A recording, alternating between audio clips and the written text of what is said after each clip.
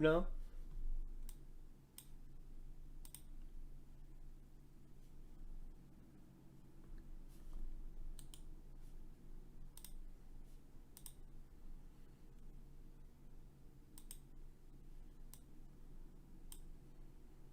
Don't worry, we still got like a lot of time. London session didn't even open yet, so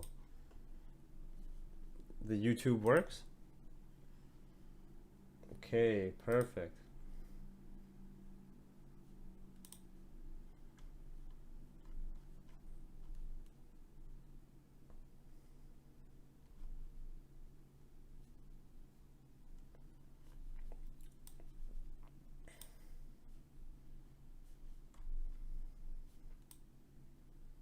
Okay, perfect. I don't think we're gonna get too many viewers tonight, but just let me go to the washroom quickly, grab some water, and we'll start the stream as per normal for us anyways. Sorry, I've just been feeling a little under the weather still with my stomach, so and this broadcaster gives me trouble. If you guys have any better suggestions for a broadcaster to YouTube, right now I'm using this one called XSplit. It's not that good. If you guys have any better suggestions, let me know.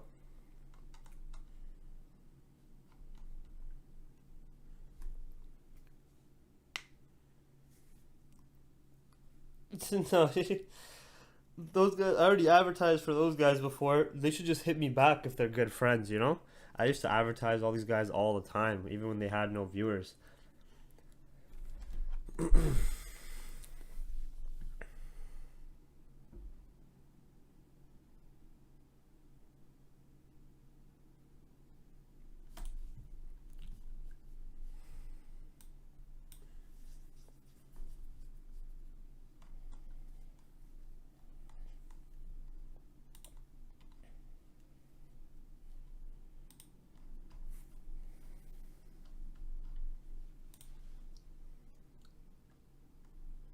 All right, so I don't expect too many. Just give me 5 minutes, last 5 minutes here, and then I'm gonna start recording our Zoom session as well for all the members.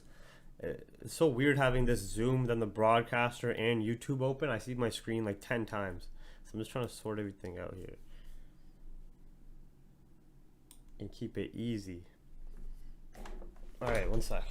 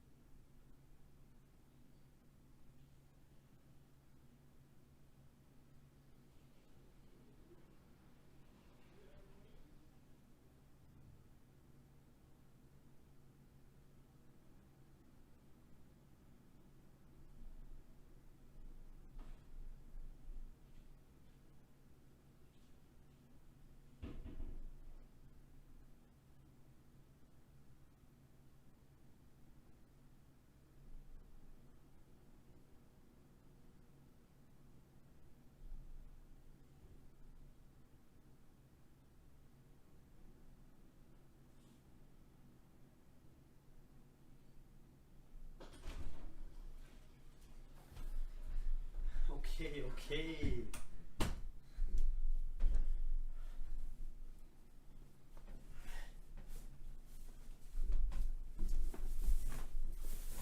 Ah. Okay, can you guys hear me? Everybody hear me?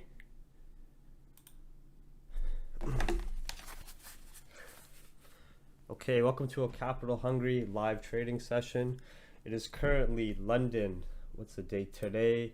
Honestly, this is a very long week. It feels like it's Friday or Saturday already, but it's Thursday, October 8th. We are just going to be doing some analysis on some of the main pairs we look at in Capital Hungry. Of course, XAUUSD, GBP JPY, EURUSD, USD CAD, as well as Dow Jones, and looking for some potential trade ideas that we can execute on for either scalp or intraday plays, depending on the market structure, price action, buyers versus seller strength, and what is going on fundamentally in the markets. So you should be able to see the headlines to the left of your screen here, which will load up if we have anything significant that may impact us.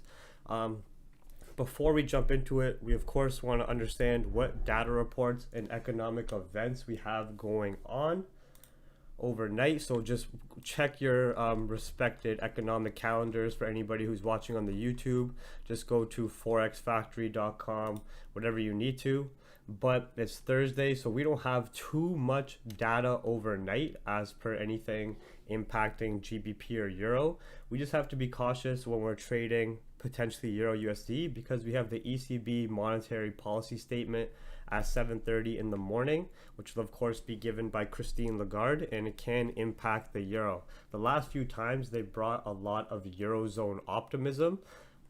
So we just want to keep that in mind, and we'll watch the headlines accordingly. But as per any economic data through actual London session, it's fairly quiet.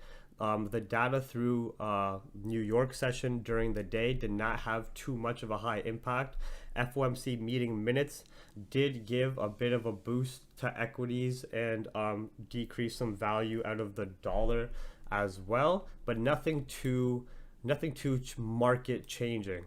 All we want to do is watch our market sentiment alongside market structure and map out some potential trade ideas. So we don't really need to go to like the day to like the monthly, daily, or weekly time frame, as we've already done our macro analysis. We're going to be playing with the intraday ranges alongside our higher time frame key levels that you guys can all see on the screen.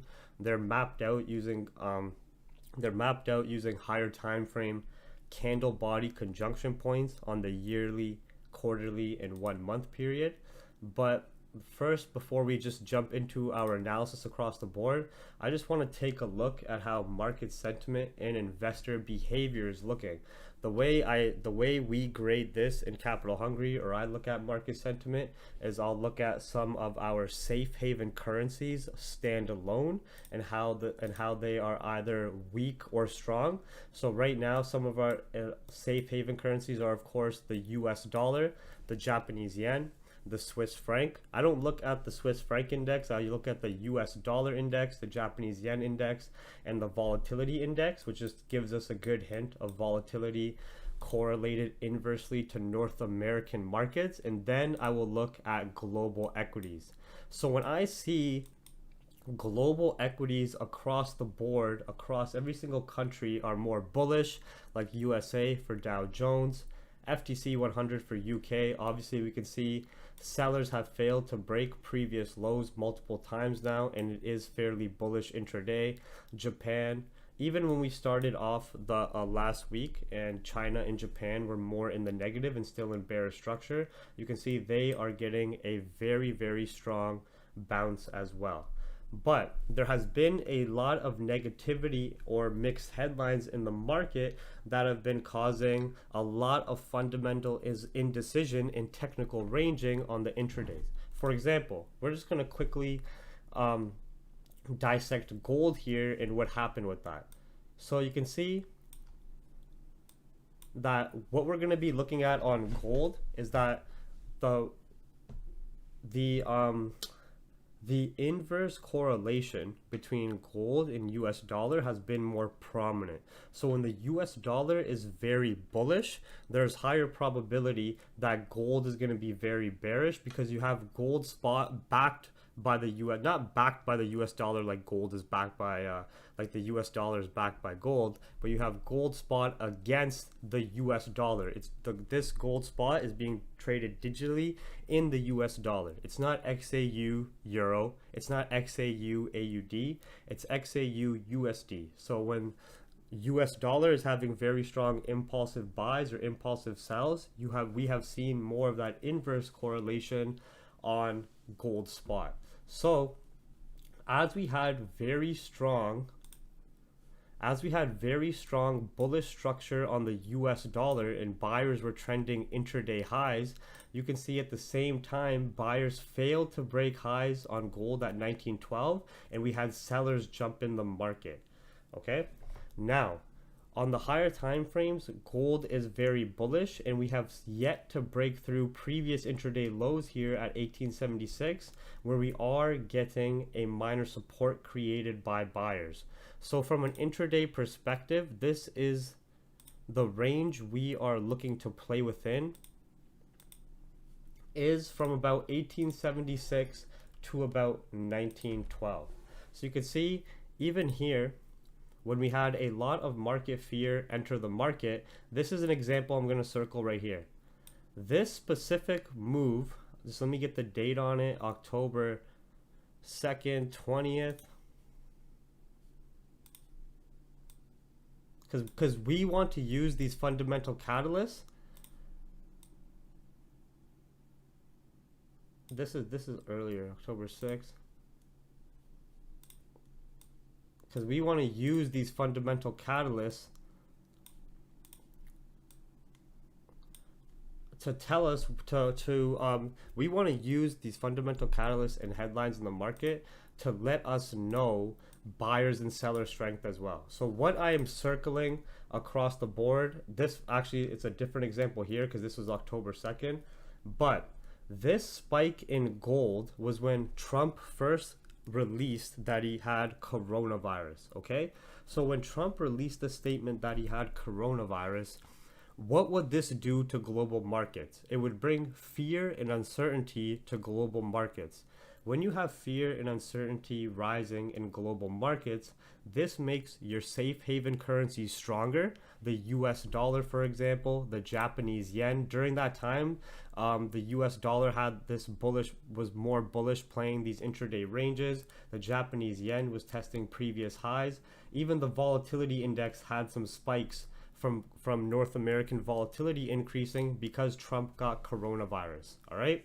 So when Trump got coronavirus, you can see buyers entered the market and went to retest previous intraday highs.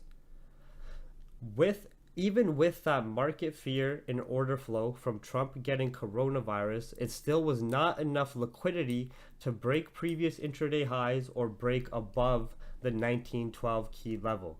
Then we had a pullback because there's only two ways to generate order flow or generate liquidity in the market. It's either you have a sideways consolidation phase where lows and highs are not being broken, and this consolidation will most likely be following the higher time frame trend, where in this case it could have been more bullish intraday structure, right? And that you get some order flow and liquidity generated for the next impulsive move to the upside breakout or downside, depending on the fundamentals at play, market structure, etc. Or you get a pullback so buyers can re-enter the market from better positions with additional buyers and order flow to potentially break that level again. So let's dissect this a little more. We had Trump get coronavirus, market fear pick up, which did increase the value of gold as a safe haven because gold is a precious metal safe haven. Buyers failed to break previous intraday highs or our higher time frame key level at 1912. Okay, then we had sellers jump in the market, a pullback, and you can tell the pullbacks because they are usually more corrective. So when you have a trending market, you'll have, like, let's just say you are trending to the upside, right? You're going to have impulsive moves and then minor slower corrections to correct about 50% of the impulsive move, where the impulsive move is engulfing candles on the intraday, very strong bullish or bearish candles. Then you're going to get another impulsive move, minor pullback, impulsive move, and this is what creates market structure. This is what creates the highs, creates the higher lows for potential entry points, and that is what creates market structure. So what we had happen was a pullback that failed to break bullish structure initially and still failed to break previous lows. So even though we had this pullback, it doesn't mean that we start entering sells, okay?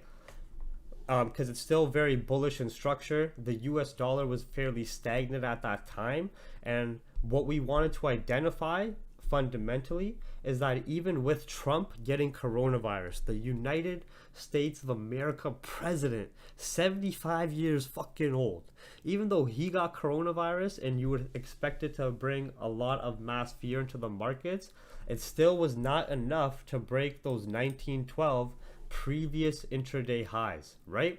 Then we had buyers re-enter the market. We got a little bit higher than 1912, but still not too much of a break above our key level or previous intraday highs. Yes, this was a great play above 1912 for the buys to peak around 1923, but then as the US dollar started to pick up strength, in which was this spike on the US dollar, right?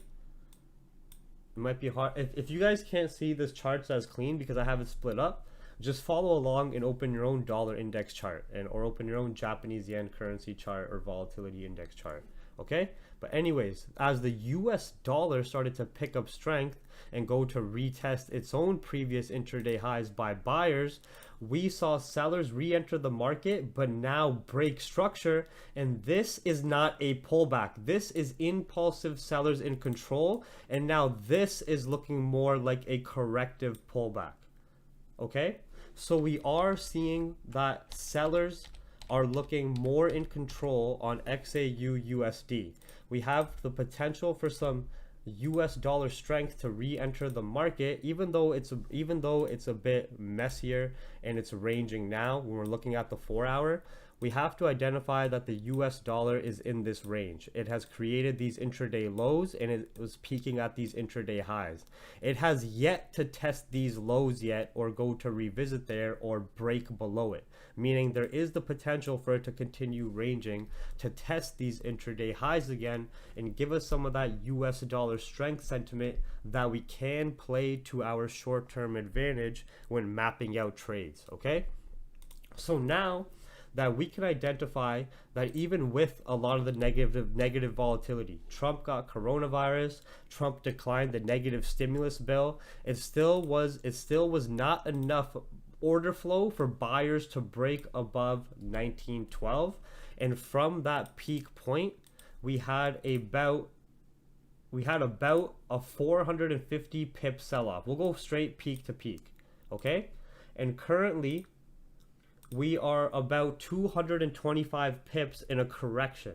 So we had a very strong impulsive move and so far a very strong correction.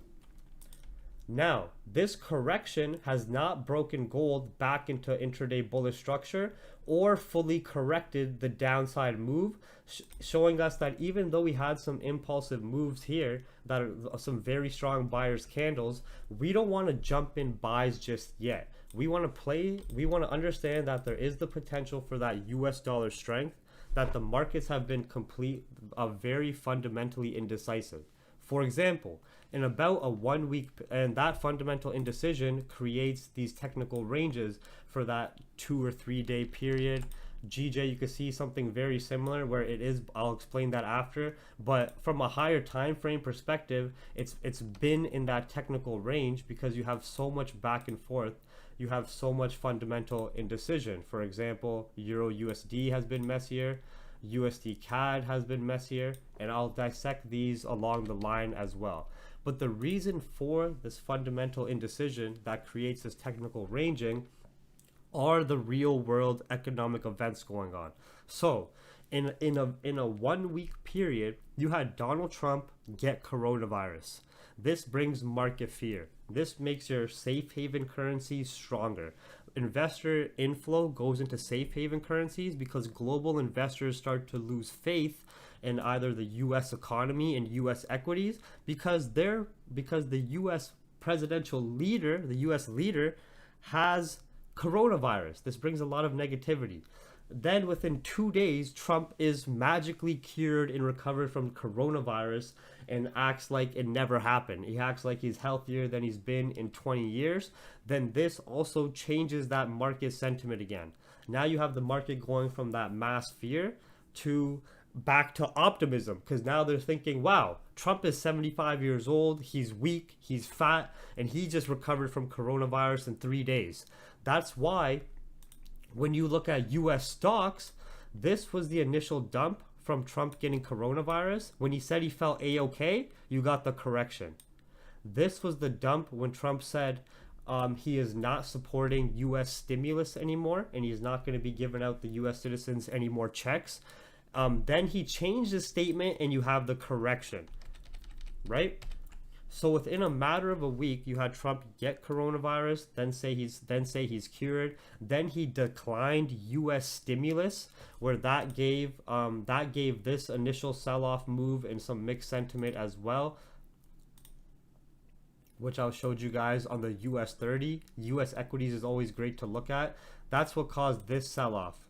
That was another fundamental event that brought market fear because Trump is declining stimulus to the American citizens and says he does not want to talk about it or he's going to end it till after election results. He's sort of using it like a threat to give him the edge on elections, okay?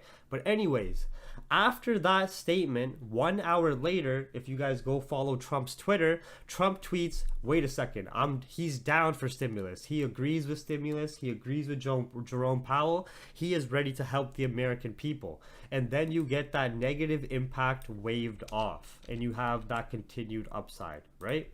So now, because of that, I do not like to play gold unless we are at a higher time frame key level or an area of interest. So we are going to be patient with gold and we are not going to play this range. We are either going to wait on the lower time frame, and I'm going to set it up on the 1 minute now. Now that we understand that on gold, we are more in a potential sell structure and sell bias, but there's a lot of fundamental indecision. We don't want to play guessing game in these ranges and get caught in some of these whips, right? Because these up and down whips you can see here are over 80 pips within minutes. Like for an example here, you can see that price at the key levels plays very well to use as a support or a resistance, but I don't like to take entries in the middle of higher time frame ranges due to this heavy whipsaw of 60 to 80 pips, 40 pips, whatever it may be. It could really impact your scalp or intraday trade. So what we are going to map out here on gold is that we already have our price level alerts set. We are either going to wait for a 1 minute break above 1897 key level where we can see buyers rejected previously on a dime. So if overnight through London session, we can notice the US dollar turn bearish, right? If we notice the US dollar turn bearish, eventually go to retest 93.3 or drop lower, and the same time gold breaks above 1897 where buyers previously struggled to break above and our key level, I would wait for a support to be formed here and then take the buys above 1897 to 1902 and then watch the reactions accordingly, okay? I do not want to take entries where we are currently sitting at this medium term zone, even though we are getting a minor support form. There's not really any clean structure on gold on the lower time frame besides this bullish structure that is developing that we are just going to identify here on the 1 minute, okay? So now that we understand our areas of interest on the intraday, we understand what is happening fundamentally and that markets have been mixed. we do not want to just marry a bias. So now that is our buy option. Okay, even if price came to retest this trend line, it's a higher risk, higher reward entry, but we do have the potential to break this minor bullish trend, where if we break this minor bullish trend and our intraday structure stays valid, where we are noticing more sellers pressure on gold and we notice the US dollar gain strength, then we're going to wait for our confirms, which will be multiple technical confirms and a few fundamental confirms. The technical confirms on gold to sell would be buyers failing to break these previous highs at 1897. That's the one technical confirm that starts to show us buyers exhaustion, right? If we come back here and let's just say we reject again, then we come back down, break bullish structure. This is showing us more sellers pressure. This is the second technical confirm. Then we break and retest below 1883 or catch the breakout below 1883, where we saw buyers reject multiple times all day through New York, and it's a higher time frame key level. That's our third technical confirm, showing us sellers pressure and potential sell entries from the 1883 ranges down. Fundamentally, we would need any market fear that can bring the US dollar back up to 93.8. So if we notice that overnight global equities start to take a bit of a turn to the south, and then we also notice the US dollar gain strength, which would of course have that inverse correlation impact on gold, that opposite impact, right? Then we have those fundamental and technical confirms that we can start taking those sells below 1883. But right now, I am not playing any guessing games in this ranges. I'm waiting for either one of two things: price to respect this bullish structure, even if it does a pullback and fails to break, and then come back above 1897 for buys. If the US dollar is weak and if the markets are more optimistic, meaning our global equities continue up, right?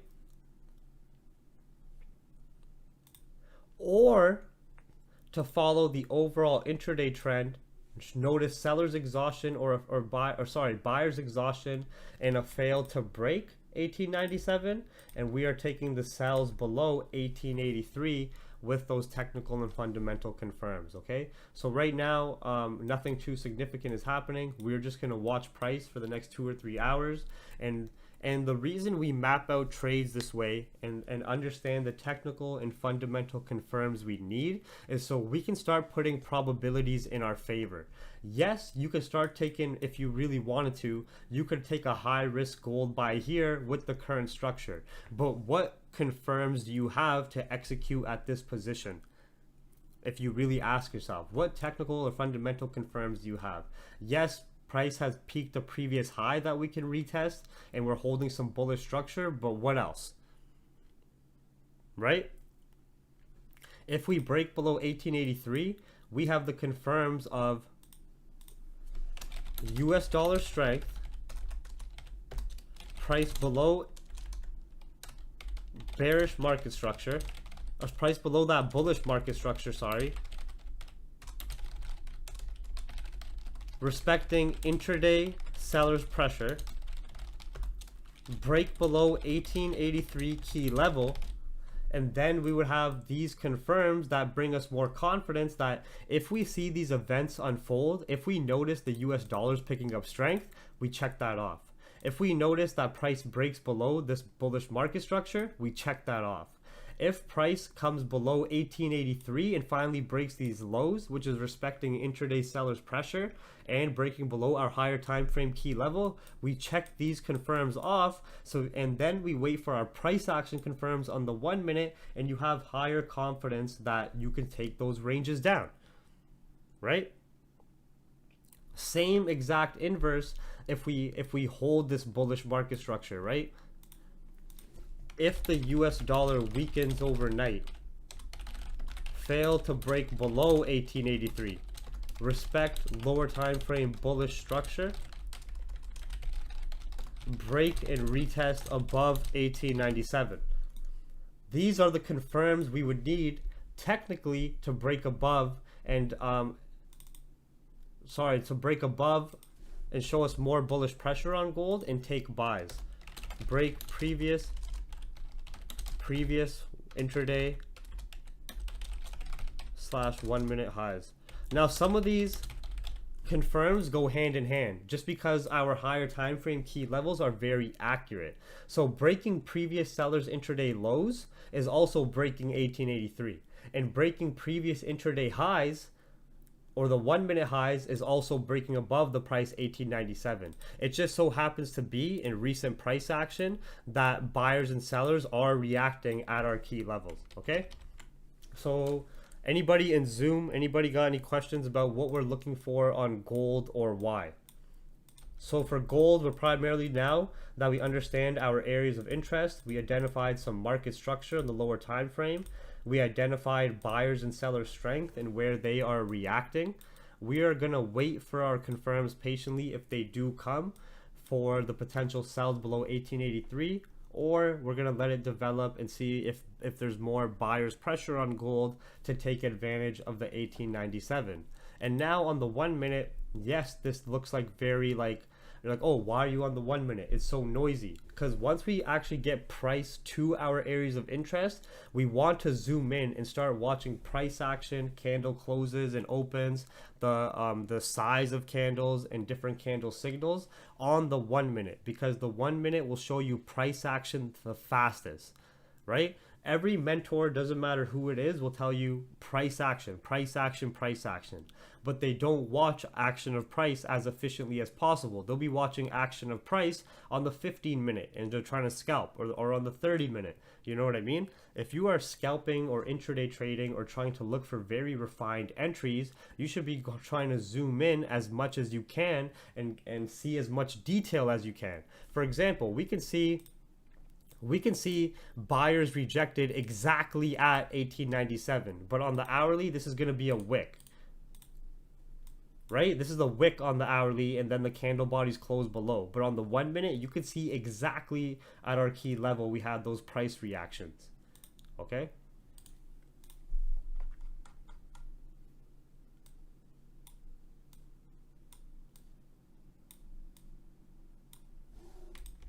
So we are patiently waiting for gold, and that's what we're looking for on gold.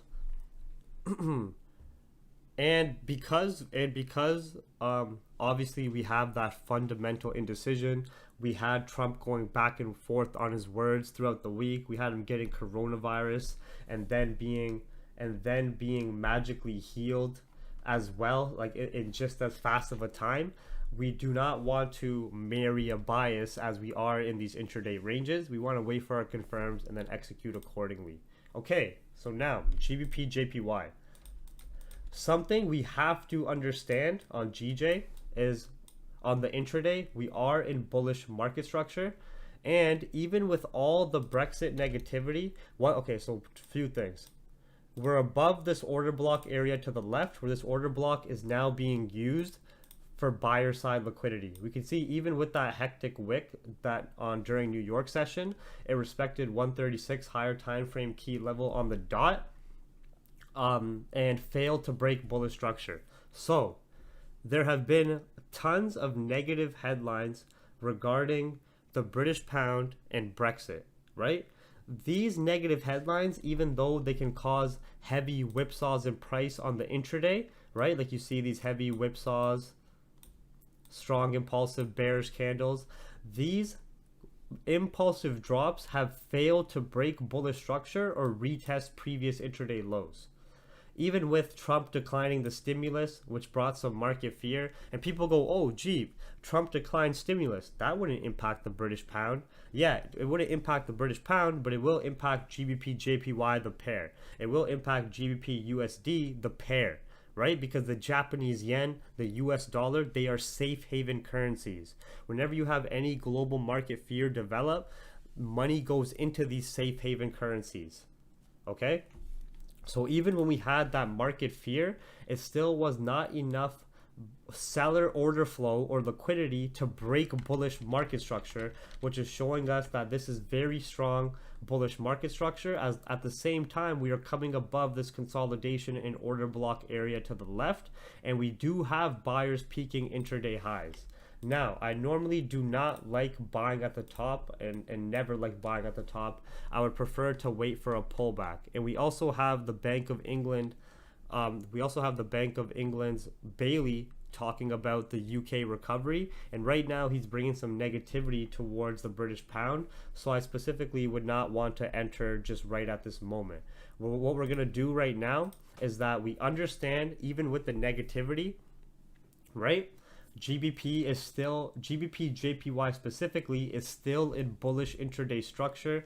We still have the potential to peak new higher highs, but we just want to watch price action accordingly, because if you guys can read these headlines here to the left, Bank of England's Bailey says there's still many risks to the downside. Bank of England's Bailey says UK's output is still dropping in Q3. Bank of England's Bailey says recovery UK has been very uneven. Okay, so hopefully his negative comments can give us a pullback on GBP pairs that will still hold structure. For an intraday trade, what would be ideal is a pullback to 136.500. Right? That would just be ideal. Otherwise, we're looking for breakouts above 137.5. But I'm just going to map out the psychological price levels that we use as guides. And then we're gonna drag this down to the lower time frame and start looking at the lower time frame price action and structure for potential entry points. I am more in a GJ buy bias because of the structure, because of the fact that even with the Brexit negative headlines, even with the negative headlines from Trump, GJ sellers still cannot break bullish structure. Even when it looked like there was a lot of sellers pressure and you're going to start breaking previous lows, we still respected key levels or our bullish structure, and we still printed or went back to revisit previous intraday highs. For example, this was the previous intraday high that was peaked. You can see very strong sellers impulsive candles, potentially showing a shift in structure, and this was from Brexit, negative Brexit headlines, but that was still not enough sellers order flow to break the bullish structure or to really cleanly break below previous intraday lows. And from that point, we had a new intraday high peaked. We're in this more ascending technical bullish market structure, and now when we identify that, we just want to look for potential pullback points that we can take advantage of for entries.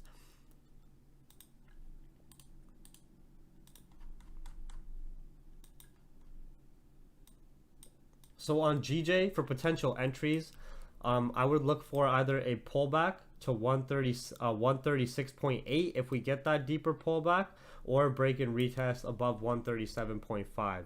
We're currently just reacting and ranging on top of the key level right now, creating a support, which does look pretty nice for an entry right now to run up to 0.500, but we just want to understand that we do have a lot of price sensitivity here to the left that we will see buyers react. Okay, so when we just zoom out on gold here, I would be looking for either a pullback if we do get it and buys at 136.8, or for buyers to clear this price sensitivity area to the left and have a candle closure above psychological price level 0.500, and then run the ranges up to the next psychological price levels and key levels we have mapped out. So I'm just going to put this at 0.800, 138 flat, 138.2. You guys know the deal.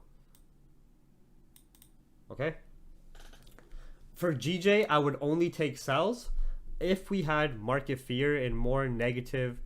If we had market fear and more negative Brexit tensions, and we notice the Japanese yen pick up strength, because we can see the Japanese yen is reacting to these previous intraday lows and to 94.3. Okay, so I would only take sells on GBP JPY below 136.5 to be safe. Sammy, GJ is near daily resistance zone. Should we expect a drop? Sammy, support and resistances are something that is created during live price action. For example, when price came up to our 137.2 key level, your key levels are key price points based on higher time frame zones.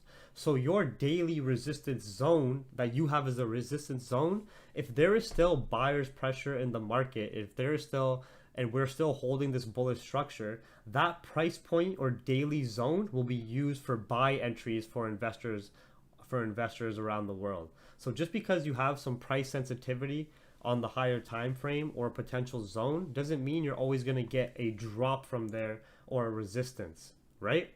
So that area you are looking at could be used for potential liquidity for more upside if we break and retest above it. Because what we want to identify is, yes, we are at a daily zone, but when you just zoom out here, what is the intraday market structure that has been running for the last 2 weeks?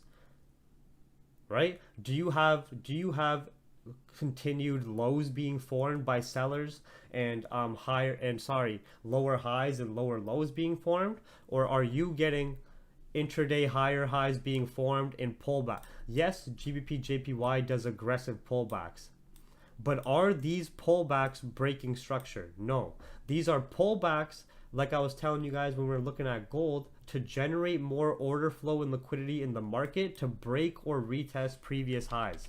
Okay, so when we had this intraday high formed and this pullback is not a this pullback is not a higher time frame sell move. It is a pullback to generate more buyer order flow into the market to revisit these highs or break into a new high. Okay, so what did we have happen here once we peaked new intraday highs? We had a pullback. Did that pullback break previous intraday lows? No. Did that pullback break bullish structure? No. Even with all the negative headlines, even with Trump getting coronavirus and the Japanese yen getting strength, even with the Brexit tensions, all those sellers' moves still did not break structure, did not break previous lows, did not create new lows to visit. But we do have new intraday highs being formed after the pullbacks. We do have bullish market structure, right? We do have our key levels being used as a support for buyers. Okay? So that is why, yes, as a scalper, as an intraday trader, Sammy, let's just say we break below 137.2 and I see that pullback to 136.8.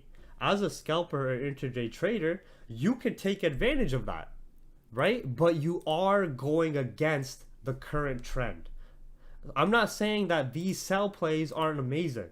Once you have we had a resistance form, new high peaked, price broken, retested below our key level. That pullback ran over 130 pips, 120 pips, right? Great trade, great intraday trade to take advantage of using price action and understanding that pullback. But you are still going against the trend. So if you are trading intraday and you're going for 200 pips because you want that sell-off to go even deeper, you can't expect that when it's not breaking structure and you will quickly get reversed, right? Oliver, right now, I just ran through gold and GJ, and I'm still explaining GJ, and then I'm going to explain EURUSD, USD CAD, and Dow Jones as well for potential trade ideas, right? So gold, of course, we don't want to mess in this range. This is what we're looking for on gold, is either we're going to get continued US dollar strength, just to quickly summarize, price below our bullish market structure. So if we get the continued dollar strength, right? If we get the continued dollar strength and price goes back up to 93.8, that's our first confirm. If we get price breaking bullish market structure, that's our second confirm. If we get price breaking below 1883 key level, where we could see sellers previously failed to break, that's our third confirm and fourth confirm technically, and then we can start running down these ranges, okay? We do not want to play gold when it's in between higher time frame key levels or in an intraday range, right? And our buy options would be if the US dollar weakens, if we fail to break below 1883, if we respect this bullish market structure, came back up, we would take the buys above 1897 previous price sensitivity area and highs. All right. That's the gold summary. We are now patiently waiting for one of those moves to play out, and we're going to be watching the charts till like pre-New York anyways. GJ, we explained that we are in bullish market structure. Sellers pressure is very weak because even with all of the Brexit negativity, even with Donald Trump getting coronavirus, which gave strength to the Japanese yen, the British pound has not broken intraday bullish market structure. It is still peaking new intraday highs, which are getting retested right now, right? And we can see seller strength has been fading out, and we do have potential for an extension to up the ranges, all right? So what we're looking for on GJ is either better risk versus reward entries and first getting a pullback to 136.8, or break and retest buys above 137.5 previous highs. Right now, for anybody who's just watching, the reason we didn't take any buy entries at this key level is because we had Bank of England speaker Governor Bailey talking about some negativity. If you guys can read the headlines to the left here in the Capital Hungry newsroom, he's talking about how there's still a lot of downside risks for the British pound. They're still hoping for a UK Euro trade deal, etc., right? So we just want to be patient and wait for the trade to come to us, and we're either waiting for price to come below 137.2, get the pullback to psychological price level in this order block around 136.8, or we're going to wait for the 1 minute break and retest above psychological price level 137.5 and breaking above these previous highs. All right, Mr. Potts, if GJ breaks 137.5, yes, but then came back to 136.8, would you still take a buy that? Okay, so if it breaks above 137.5 and goes to like 137.8, okay, so let's just say GJ breaks above 137.5 and we get a new intraday high formed at 137.8 or 130 or 130 or 138, okay? And then for pre-New York, we get a pullback 136. Okay, so Mr. Potts, you're saying if we come to these previous highs here and reject again and then pull back to 136.8, is that what you're saying?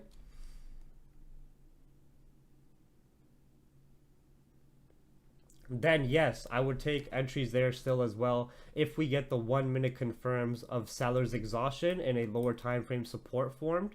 I would take the entries there as well, yes, because all that is showing me is that when buyers pushed up to 137.5 previous intraday highs, there was not enough buyer order flow to break above those highs, so we will need either a consolidation or a pullback to generate more buyer order flow to break those highs. I'm only taking sells on GJ higher time frame below 136.5. I'm personally, even though you could take these pullbacks in 137.2 to 136.8 is 40 pips, I'm personally waiting to play with the trend, with current structure. I don't like to trade the pullbacks even though you can get nice trades. All right. Joey Tang and Julie, to explain the 1 minute candle confirmations, it would take a lot of time right now. And I more just want to wait for the potential trade ideas and then explain it when it happens. But if you guys in your free time, just go to the, just click my YouTube channel. There's 4 scalping webinars. There's scalping, it's a scalping 101 series. And I talk about exactly that. Okay. There's 4 of them. They're like an hour long each. If you got, it's Joey Tang. All right, so that's what we're looking for on GJ. Either pullbacks to 136.800, maintain structure and fail to break these previous low points and retest that high, and get better risk versus reward entries at least back to the high and a new high, or a 1 minute break and retest above 137.500. It's just right now, price on the 1 minute has just been in a consolidation range at our key level, and this is not a mess I like to play with. This indecision is being caused by Governor Bailey's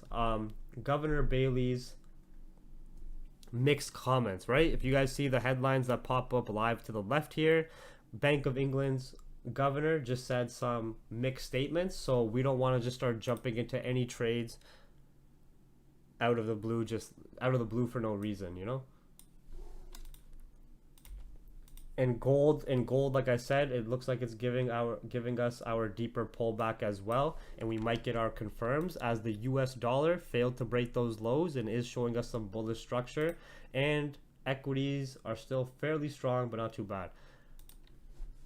Yeah, sure, Zool. I can do a GBP USD rundown for you after I go through EURUSD and USD CAD and Dow Jones. Right now we just talked about gold, what we're looking for.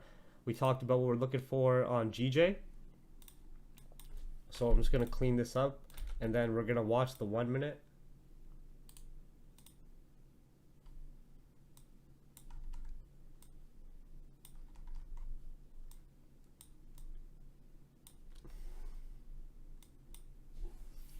Honestly, if we broke below 137.2 as scalpers, you could take those scalps down for the pullback. I just rather play with the trend. You know what I mean? Because this is a nice little bit of consolidation. Yes. So, Somali trader. The difference between psychological price levels are the psychological price levels are very similar to the higher time frame key levels, but the higher time frame key levels are mapped out using candle body conjunction points and historical points from the yearly chart, the quarterly chart, the 3-month chart, and the 1-month chart. So these are price points that have had historical value for a number of years and reactions to these price points for a number of years. And even in current price action, current day, we still see buyers and sellers react to these points, okay? The psychological price levels are in between 100 pip ranges, right? It follows the quarter point theory to an extent. So let's just say you have a range from 137.2. We're just gonna do it from 137.2 to 136.2. You're gonna see reactions in these 100 pip ranges from these psychological price levels at quarter points, and back tested on GJ.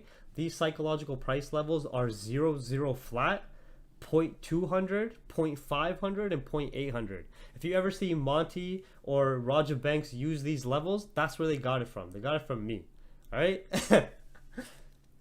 But no, these between 100 pip ranges, the reaction points on the lower time frame are usually seen at these psychological price levels. Okay, so right now I have it here at 136.8, for example, 137 flat, 137.5. Let me map out more just to show you guys examples. So 136.5, 136.2. I'm being dead serious. Go ask those guys. Where are they?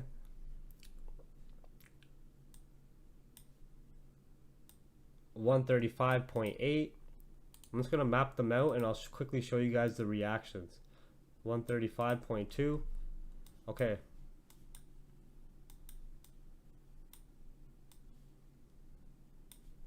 So, see on the 1 minute how when price is potentially trending bullish, or it was trending bullish, you see the reactions at these psychological price levels. Like you have your pullbacks to this 135.200, and then you get a buyer support formed on the 1 minute and that impulsive move up, right? That pull, you had price react right at 136, a pullback to 135.5, and then it ran the range to 136.2, a pullback to 135.8, it stayed there for a bit, and then it ran the range, and then it ran the range to 136.8. Right? A pullback to 136.2, it ran the range to 137. A pullback to 136.8, you get the idea, right? On the lower time frame, when you're watching reactions, I've noticed that it's very efficient to watch the reactions at these price points between 100 pip ranges. 0, 0, 0.200, 0.500, 0.800. You guys can see this. You guys can see this on those scalping webinars as well. Okay. Okay, So that is what we're looking for on GJ. It's just ranging right now in the key level. We're not looking to take any entries here. It does look like it's going to break below the key level and give that potential deeper pullback. And then we're going to watch for those pullback confirms accordingly. Gold is starting to dig a bit deeper. Some people are trying to take buys here. I told you it's not a good idea to play with gold in between the ranges. Now, EURUSD. EURUSD is very similar to gold, where we have had long-standing bullish structure broken and very strong buyers exhaustion on an intraday perspective. You can see we were trending very bullish with previous intraday highs being formed, etc. Right? Then, as Brexit pressure came to the scene, as the US dollar started picking up strength, as we had a lot of negativity, we have actually had a low formed, failure to test previous highs, a break of bullish intraday structure, price potentially coming into bearish structure now. And if we notice again that the US dollar picks up strength and goes to revisit 93.8 and break higher, this will of course give more fundamental confirmation that EU is also going to come down. Okay, so now that we have what we had a break of bullish intraday structure, that's our one confirm showing us more sellers pressure. From that break of structure, these were previous intraday lows that were being formed by sellers. These lows have been broken and a new intraday low has been formed here at 1.63 key level, of course. Same concept of the higher time frame key levels. Okay, now from this impulsive sell move here,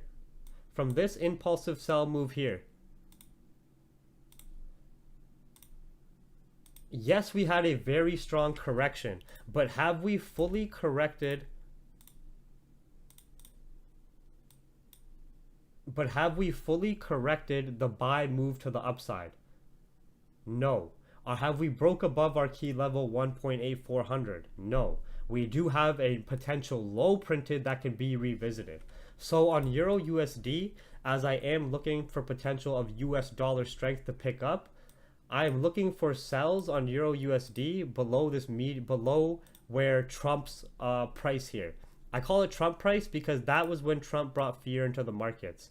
Okay, when Trump said there was going to be no stimulus for the US, and this is very confusing for people. Okay, when Trump said there's going to be no stimulus for the US, it brings strength to the US dollar. The US dollar, the US economy, and the US stock market are three separate entities that do not have to work together. Please understand this. The US dollar, if you go search it right now on Google, is the world's reserve currency. Most global business is done in US dollars. This makes it a global safe haven during times of economic uncertainty, and the US dollar actually gains strength. That's why if you look at when coronavirus first hit the markets, the US dollar, Japanese yen, and Swiss franc were all very, very strong from mass market fear. Okay? So now, when Trump brought market fear to the scene by declining US stimulus, price peaked here at our previous minor zone and failed to break lower. So if we can get the US dollar to pick up strength and price to break below this low, that is showing me a lot more sellers pressure because it's breaking below where Trump even brought market fear to the scene. Okay, we can see that even when Trump brought that market fear and then he went backwards on his comments and said, wait a second, we're still going to do stimulus, that price still did not break bearish market structure or break previous highs. So what I'm looking for sells is below the Trump price, we're going to call it, right back to previous intraday lows 100 pips down. If the US dollar can pick up strength through London and New York session and go back to revisit previous highs. If the US dollars alone, the US dollar index, Dixie, whatever you want to call it, if we can notice investors putting more liquidity and money into the US dollar standalone, then we have higher potential for that US dollar strength bias. What will that US dollar strength bias help us with? It can help us with potential gold sells below 1883. It can help us with the Euro USD sells below 1.72. And it can help us with UCAD buys if we get a reaction at previous intraday highs at 1.325. But I'm going to talk about UCAD because UCAD has individual impacting factors on the Canadian dollar from crude oil. But I'll talk about that. I know it's a lot to talk about for my first live stream, and you guys aren't used to your streamers talking this much. My mouth hurts already. But I'm going to try to give as much information as I can when I do these sessions, all right? So for gold, we're still waiting for these confirms. GJ, like I told you guys, is breaking below 137.2 like I expected. So we didn't, from those negative comments. Right now, we have some strong British pound volatility as well. And we have Bank of England Bailey still speaking, but we are still waiting for that pullback so we can execute better risk versus reward trades. Obviously, we didn't get the confirms above 137.5. Euro USD, I am waiting for a break below. Higher risk sells would be right now. That would be right now. It's higher risk, higher reward, but you have less confirms. Okay? When you break below the previous candle body lows in the Trump price, you have more confirms developing. You have the confirms developing that we failed to break bearish market structure. That's your first technical confirm. You also failed to test previous intraday highs. Second technical confirm. Then you would be breaking these candle body lows and the Trump price. Third technical confirm and fundamental confirm because you're coming below that price that even Trump failed to break below when he declined stimulus. Okay? And then the fourth confirm is noticing that US dollar strength, which it is looking like we're getting. Okay? And then you would have more confirms but less reward. That's how it goes. The more confirms you have, the more longer you wait, or you wait for lows to be broken, the less potential reward you have. For example, if you really wanted to be safe, you would wait for a break of these previous lows for sells at 1.62. But how deep are you really going to go to peak a new low? You might drop another 30 pips or 40 pips and then get a heavy pullback. You get what I'm saying? So for Euro USD, I would only take buys above key level 1.8400.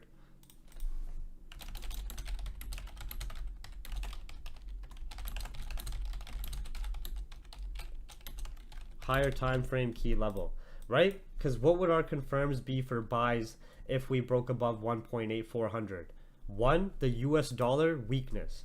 2, breaking above previous highs, breaking above previous intraday highs peaked by EU in the last week, and bearish market structure 3, and as well as coming above our higher time frame key level 4. You would have 4 to 5 technical and fundamental confirms to take buys if we broke above 1.8400.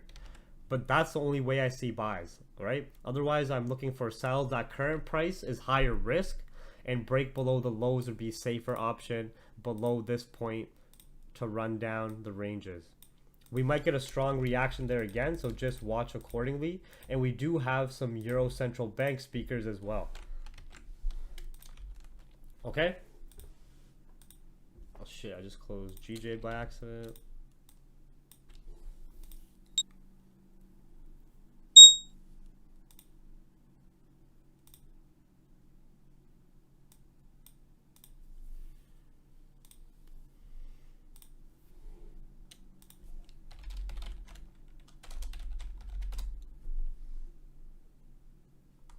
Oh, they just oh, just erased my psychological price levels, but that's okay. We'll just map it out again. So same thing for psychological price levels between the larger ranges. 137 flat, the 0, 135.5, of course, I would be watching as well.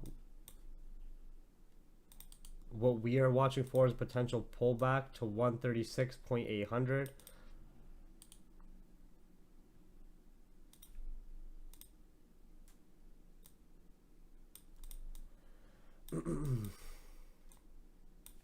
Of course, the capital hungry members are getting their price level alerts, and they're in the Zoom session, and we watch this stuff like we do this stuff every day in like the chat. But let me open it back up to the newsroom so you guys can read the newsroom.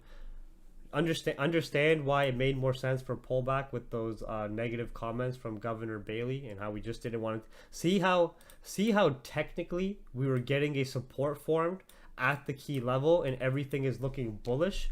But fundamentally, we had the Bank of England's Governor Bailey speaking and saying there's a lot of downside risks. It makes it not appealing to take buys when you have the central bank speakers saying there's a lot of downside risks until we get that pullback and potential better buy entry confirms, right? So we're just going to wait for that. Euro USD. The higher risk sells, of course, are here. Safer sells, I'm waiting for the break of the low. And these trade setups that we point out, they can set up by pre-New York, New York. These trade ideas, just keep them in mind. Rewatch this because they can set up by pre-New York or New York as well. Right now, what time is it? It's already an hour into London. This is a pretty trash London session so far.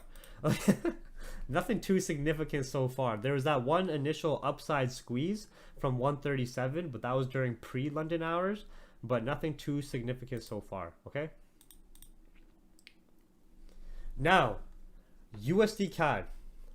What we want to identify is that the USD versus Canadian dollar has been in a bit of a range. Something I like to look for confluence on the Canadian dollar is the strength of crude oil. For those of you who don't know, there's a positive correlation between crude oil and the Canadian dollar because of Canada's heavy exports of oil globally. Okay? So Canada as a country generates a ton of revenue, and some of their one of their main sources of revenue is oil. So when you have oil very bullish, impulsive buyers in oil, this usually brings strength to the Canadian dollar. So if you have, let's just say, if you have the dollar index is very bearish and weak, and you also have that that crude oil is strong, this can give one-sided volatility for what? UCAD sells, right? So let's just take a quick look at how crude oil is sitting. It's still sitting very bullish. So the Canadian dollar does have strength. As we can see, sellers have failed to break previous lows, and we are still very bullish from when we had that market crash on oil to the negative 40s, right? We're still very bullish here from that correction point. So this oil strength is giving a boost to the Canadian dollar. The higher the price of crude oil per barrel, the more money the Canada makes when they sell oil. Does that make sense? So that's why investors correlate the two. Okay, so we have a bit of mixed sentiment that is being created on USD CAD because we do have the hell.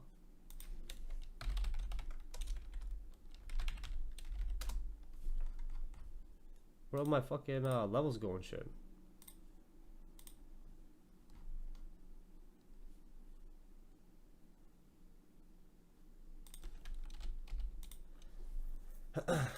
One sec. What the hell?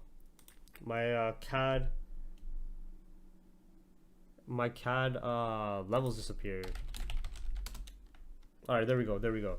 So, but what we want to identify is that we are approaching a very strong support here at 1.325, these previous intraday highs. And we are in potential, and we are, even though we are potentially breaking some of this minor bear structure, if the US dollar picks up strength and we can come back above, these candle bodies and the bullish structure. So if we fail to break 1.325 and then we pop back above price point 1.327, I would start looking for buys there. But the safest buy option would be on USD CAD is if we fail to break these lows at 1.325, because you can also see that this hourly candle this new 4 a.m. hourly candle has yet to create a upper wick. I'm not saying it has to create a upper wick, but usually there is a higher probability that the intraday candles will create some type of top and bottom wick. Not all the time. That is not some technical tool you should marry, but there is higher probability that wicks will be created rather than not being created every 10 occasions, you know? So just keep that in mind, that we are reacting at these previous intraday highs. And USD CAD is fairly mixed because we both have short-term US dollar strength when we're looking at the dollar index that can potentially turn bullish here, and we have CAD strength from oil being so bullish.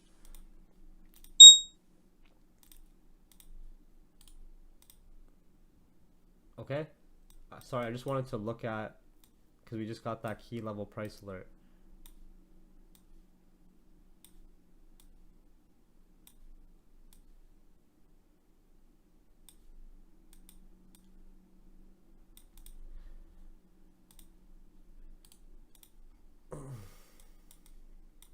But we're still waiting for our setups anyways. But now for USD CAD, if we reject and fail to break those previous intraday highs and use that as a support where we had a strong reaction before previously, we do have the potential, if the US dollar turns bullish, to revisit some of these intraday highs at 1.3400, and I would take buys at either above 1.328 or 1.33110. Okay, the safe sell option is getting an hourly close below 1.325 and a retest, and then taking that sell range down. As we've had a lot of fundamental indecision regarding the US dollar, and we've had a lot of uncertainty in the markets and technical ranging as buyers and sellers have been in a tug of war, we don't want to start jumping into a bias right away without our confirms. Our confirms for UCAD are watching oil and the dollar index fundamentally, as well as any negative or positive reactive headlines that can come out, as well as our technical confirms for sells. We would need oil to continue bullish. We would need the dollar index to turn bearish and go back to these lows. So let me clean some of this up.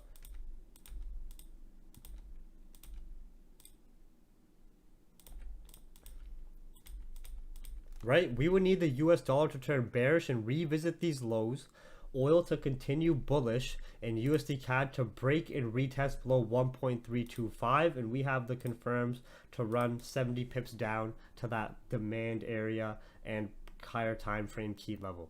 All right,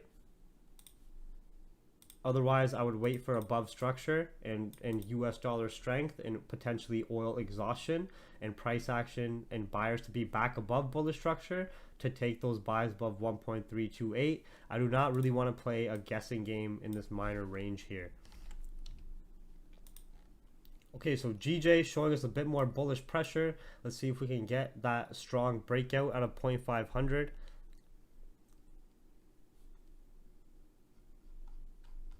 Just watching how this new hourly candle reacts. Just be cautious, as we do have a lot of price sensitivity to the left here, and you can see before we had a solid reaction around 0.500. So if we could break and retest above these 1 minute highs and create a support, we could take that 30 pip squeeze to the next psychological price level being 0.800, right? And then when you are in an entry on GJ and you are trade managing, you're going to be watching your reactions at those psychological price levels between the larger ranges. Okay,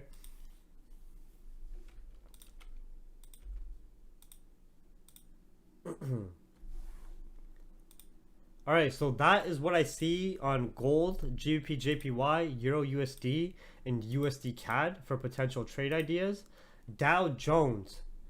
So capital hungry, obviously we took advantage of the pullbacks to the daily retest area of 27,600. Okay, what we want to identify is very, very similar to what we saw happen to other pairs when market fear came in, except the impact was a lot easier to see on US stocks because US stocks are so heavily impacted by Trump and his comments, and especially if there's any negativity around him. Okay, so And as I said at the start of the stream, we could see that we had this initial sell play to retest this broken bearish market structure as we are developing bullish structure. Okay,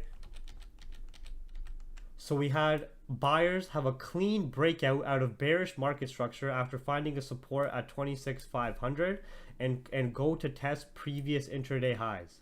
There was not enough buyer order flow to break above 28K, so a pullback was needed.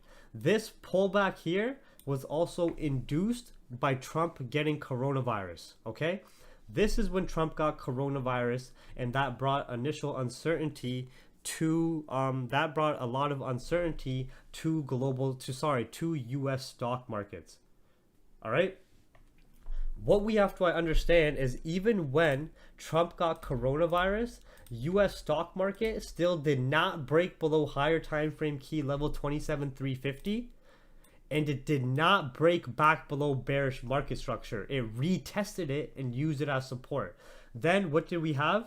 We had Trump magically get cured in 2 days. Man said he's never been healthier.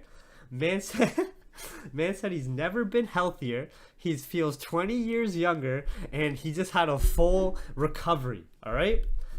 Then at the same time Trump had a full recovery to close the week off, we also had what? A very strong NFP.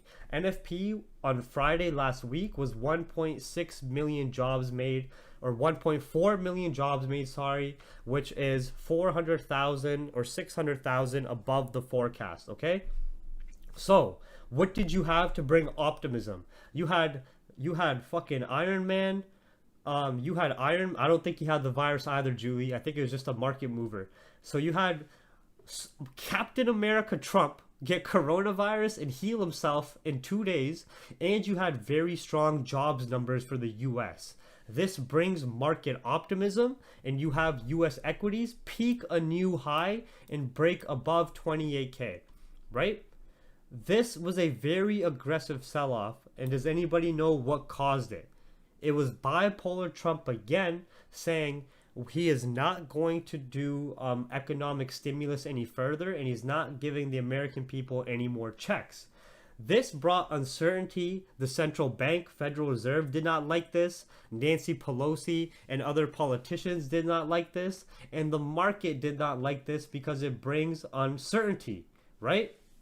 So now when we had this aggressive pullback, we already marked this area as a potential retest for a daily zone, and we took buys off there again because after Trump made this comment about not doing economic stimulus, 1 hour later towards the end of the day, he retracted it. He didn't delete the comment, but he backtracked and said exactly, Kylan. He backtracked and said, never mind, he's ready to sign another stimulus, right? That is why in Capital Hungry here, I took these buys on Dow Jones from that low point, right? So I took these buys on Dow Jones from that low point, and I told Capital Hungry in the trade room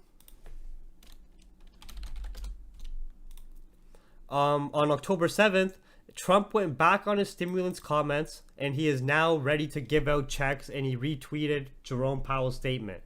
That means the market fear he brought to the scene got waved off, and most likely the US30 dip will get bought up by tomorrow.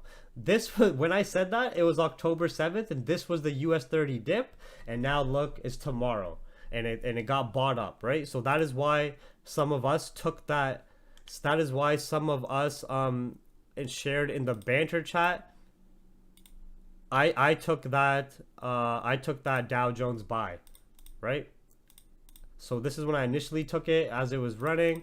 It was running very smoothly. I closed it here for about 2.7K profit. I really bitched out, and I should have trusted my analysis more and held it, but it is what it is, you know? So anyways, with that being said, stock markets are more optimistic. Trump has survived coronavirus for one, right? He is ready to do stimulus again for 2. So what I'm looking for on Dow Jones is another potential pullback to 28K and another leg up, or break and retest above 28,600. Right?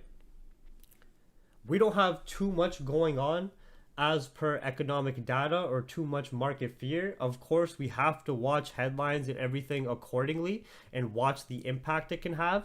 But that's what I'm looking for through either overnight or through tomorrow on Dow Jones. US30 is a pullback to 28K. 28K is a very, very, very strong higher time frame and psychological level where if we can get a lower time frame support form there, that is very, very efficient for us to take advantage of for the buys to the upside or the breakout above 28,600. Okay? And that is the reasoning why technically and fundamentally, we could see the low created in a base, bullish structure developing, a breakout of bearish structure, intraday highs being formed, and our target is previous intraday highs at 29,100. That's our target, right? For capital hungry members, the US30 analysis. Okay, so now GJ, perfect. Coming back to 0.500.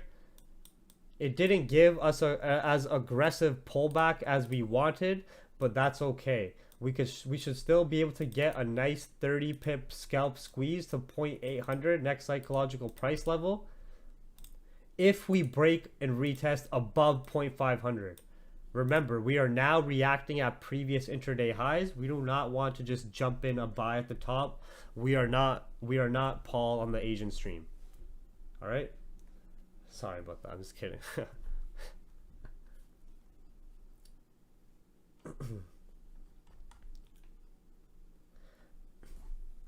Sorry, I haven't read any questions yet. Okay, Jeev over Raja. No, me and Raja are good friends. He does his thing every single day. Yes, this is recorded. No, these are not every day. These will be maybe a couple times a week during either New York or London session. AUD strength. AUD strength came from the Reserve Bank of Australia's more positive sentiment with their policy statement. That was yesterday or the day before. So let me read some of these comments. Or yeah, I don't know how many viewers. I don't know how many viewers we got.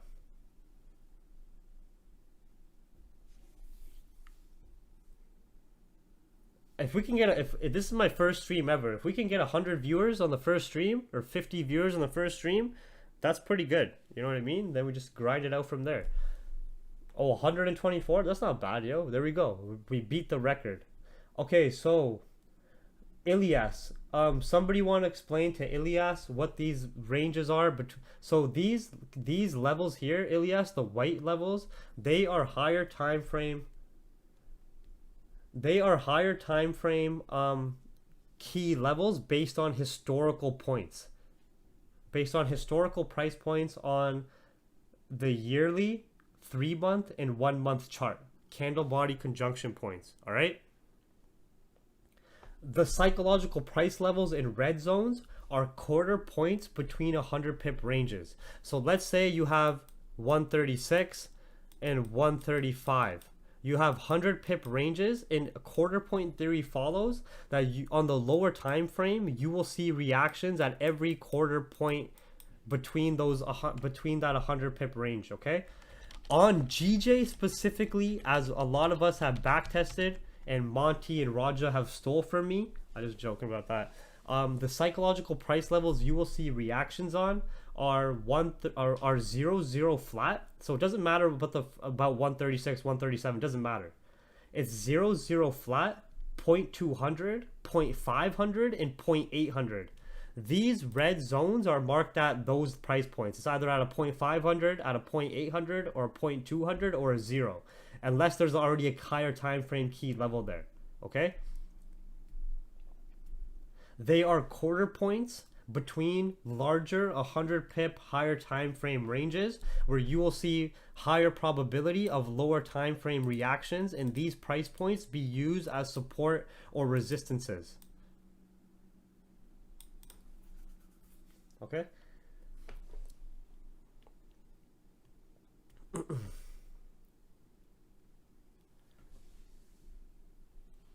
For gold, I just use the higher time frame key level. I don't like to. I personally, even though there probably are quarter points on gold or EU that we still have to back test Jabola, that we'll do on the weekend. You know what I mean? For gold, I only like to enter gold on the higher time frame key levels. This London session's garbage, yo. By the way, this is a trash ass London session so far today. But hopefully some of these trade ideas we have mapped out play out for New York, you know? Yeah, for GJ, we're either waiting for the break and retest above 137.8 or the pullback to 136.8, this order block area, which we might get for the new 4-hour candle. Just be cautious as Asian session. Asian markets are closing in the next 40 minutes.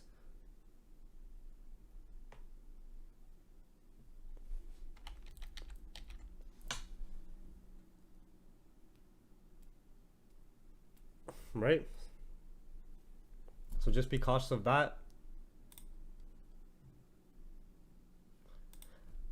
Zool, anybody who is asking about my confirms that I look for on the 1 minute, I have a 4-part scalping 101 series on this YouTube channel.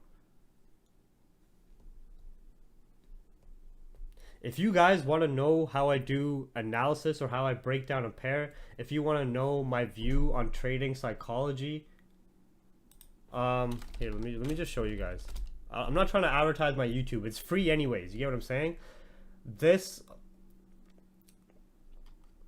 I got all these videos. So if you guys want some psychology videos of how I see risk management, the evolution of a trader, I've been trading like 1 or 2 years less than Raja, but I started in the Forex family as well. But then I branched off to go into studying more fundamentals and more about what actually impacts the markets and economies. But yeah, if you guys want webinars, if you guys want a full breakdown on gold, full breakdown on GJ, GU, obviously these are 1 day old, 2 days old, 2 weeks old. Uncle Bull's in the chat. I did a recent guest appearance on his group to talk about the next US recession. Like anything from psychology webinars, like normalizing losses. You know how all these signal chats and all these different people, they all try to sell like a 90% win rate, 80% win rate, super unrealistic shit. I'm telling you guys right now, you can make a shit ton of money in the markets with a 40% win rate.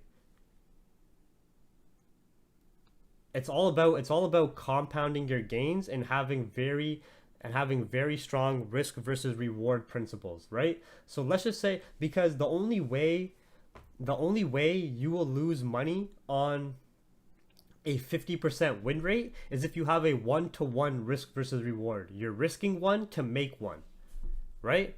So let's just say you're risking 10 pips to make 10 pips. If you have a 50% win rate, obviously you're going to be at break even. But if you go for a 1-to-3 risk versus reward minimum, and let's just say, for example, I'll tell you guys mine. My general setup is a 20 pip stop loss and a 60 pip take profit. If I can get more than that, I'll get more. If I can set break even and tighten my stop loss, I will. But the reason I stick to that risk versus reward is because I can operate and hammer out trades and have a 40 to 60% win rate, but still be making money long term because my wins are 3 to 4 times the size of my losses. Does that make sense? Anybody who tries to chase constant perfect trades and have a 90% win rate is either lying to you or they're just trying to sell something. If you guys talk to any institutional trader, I used to work in a bank and work in the back end on the finance tech side, but I used to see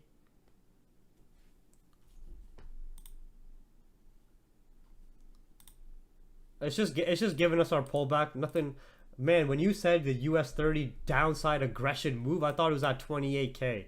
It's just the market moving in waves, brother. It's just the market moving in waves. I have not taken any trade. I only trade. I'll tell you guys a few tips psychologically, okay? I only trade Tuesday, Wednesday, and Thursday nights during pre-London to pre-New York. The only trade I took so far was DJ buys yesterday, or like earlier, like pretty much yesterday to today. You know what I mean? All right. That's the trade I took, was the dip buys. But I'm gonna give you guys some psychology tips, all right? Risk versus reward, and sticking to strong risk versus reward principles and having good risk management is 1,000 times more efficient than trying to have 90% win rate of your trades. That is not realistic. That is not how this works. It's not that easy. Right? Nobody has a fucking 9. Nobody I know. I don't care if Raja says it on his stream. I'll go message him in the morning and say, you do not have a 90% win rate. All right? I don't care who it is.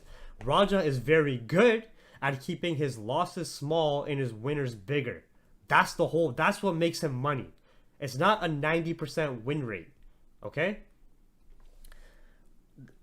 Most manual bank institutional traders in the US and Canada, right? They have a 52% win rate. If they take 10 trades, right? If they take 10 trades, they are winning about 5 or 6 trades out of the 10. If Tyrell, if you scalp, you have a less chance of getting a higher percent win rate. You do not have a higher chance of getting a higher percent win rate if you're scalping. That doesn't make any sense. The more time you spend in the market scalping, the higher probability you have of losing. The more time you spend actively trading in the markets, the higher probability you have of losing. The market targets human inefficiencies and errors.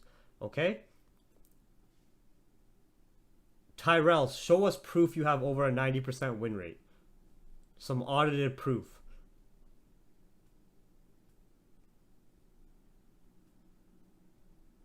You take 100 to 10 in 120 trades a week and you win 90% of them. Why are you in this YouTube chat? You should be a billionaire. Why are you here on YouTube, bro? You should be a billionaire. You should make $1 million in 1 week. Did you make $1 million last week? Because you should. If you take 100 trades and you win 90% of them, you should make $1 million a week. So I don't know why you're on YouTube. Because if you're so confident in your 90% win rate, you should be using 500 lots.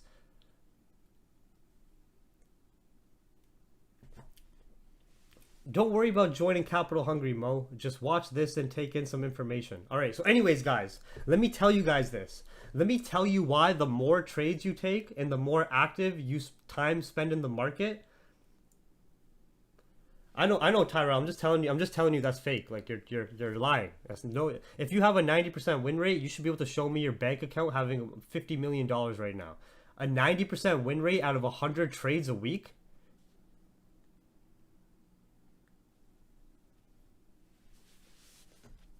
All right, but anyways, I'm not disrespecting you. That's just not mathematically, like you would be an absolute millionaire.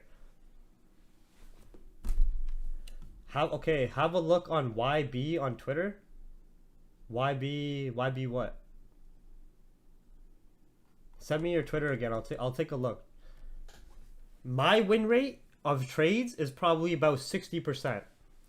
60 to 65%. But anyways, okay, listen. The market is meant, okay, you guys all heard the generic theory. Everybody, 99% of traders lose, correct? 99% of traders lose. 99% of retail traders lose. Do you know why they lose? Because the market is meant to target human inefficiencies and errors. We are not robots. There is only an extended period of time where you can remain logically competent and focused on what you are trying to execute on. Okay? After so many hours of being actively trading, Listen to this. Let me show you guys something.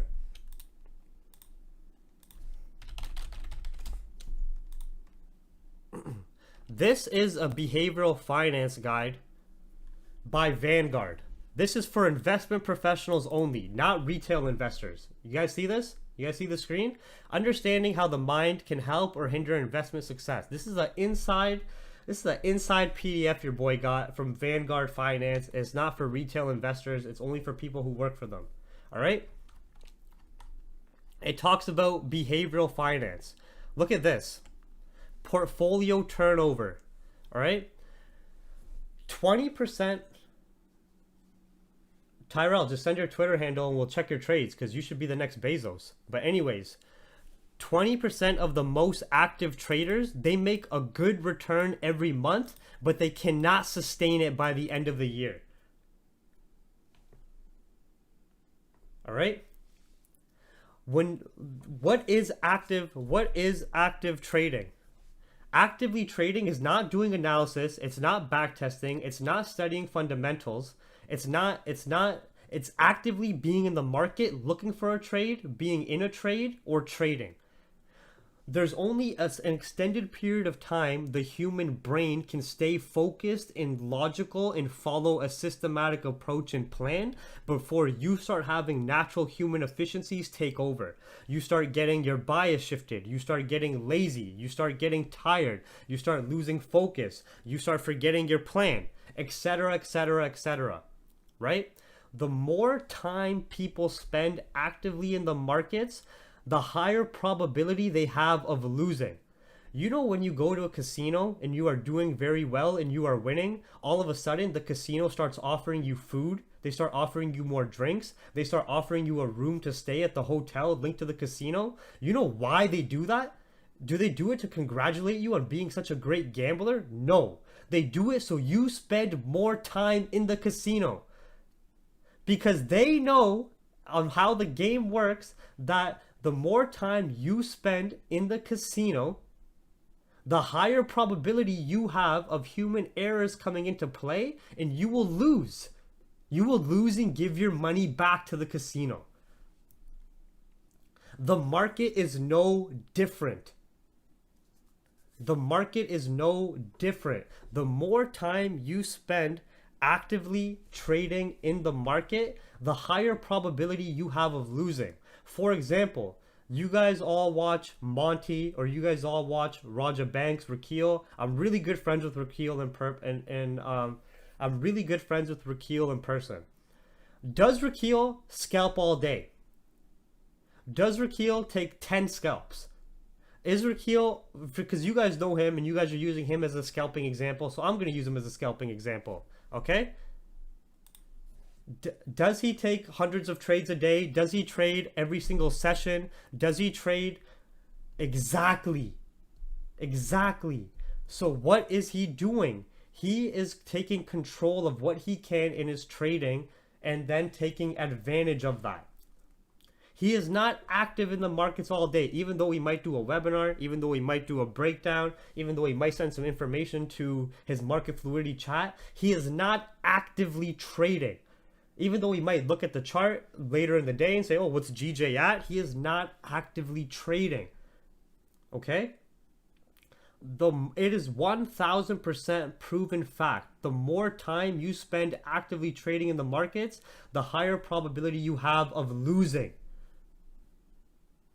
Exactly, because the more time you spend, the higher probability that your human inefficiencies are going to come out, which all of us have these human inefficiencies. All of us get tired. We are not robots. All of us lose focus. All of us get emotional. These are things, all of us can forget about our plan, can get lost staring at price action, can just be looking for trade after trade. All of those things are negative human inefficiencies that actually hinder our trading growth and actually set us back. Okay? So one thing that I hate is that people who think that the more trades they take, the higher probability they have of making money. What's this guy want, man? Some guy, yeah. Okay? The one thing that I hate is that, yes, that is why banks run with computers. You know what bank trading looks like?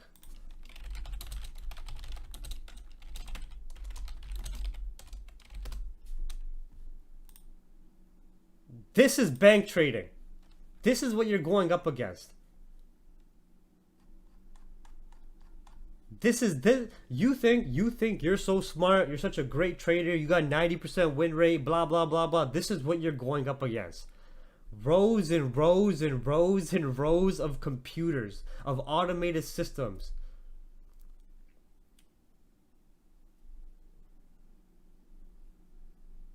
Okay? This is what you're going up against. You think you're smarter and faster than this? Because you're fucking not. So what you have to do to get your edge is take as much control as you can in your trading. Okay? What do I mean by that? What do I mean by that? How many? Okay, so now what do I mean by that? So now we're gonna quickly recap a few things. One, the more time you spend actively trading in the markets, the higher probability you have of losing. Two, you are going up against computers and machines that are 100 times faster than you, 100 times smarter than you, and they have full teams. When I worked at the bank and in financial tech for a Canadian bank, I didn't work on the algos, but I would work hand in hand and provide support to the developer teams that would work on these trading algos.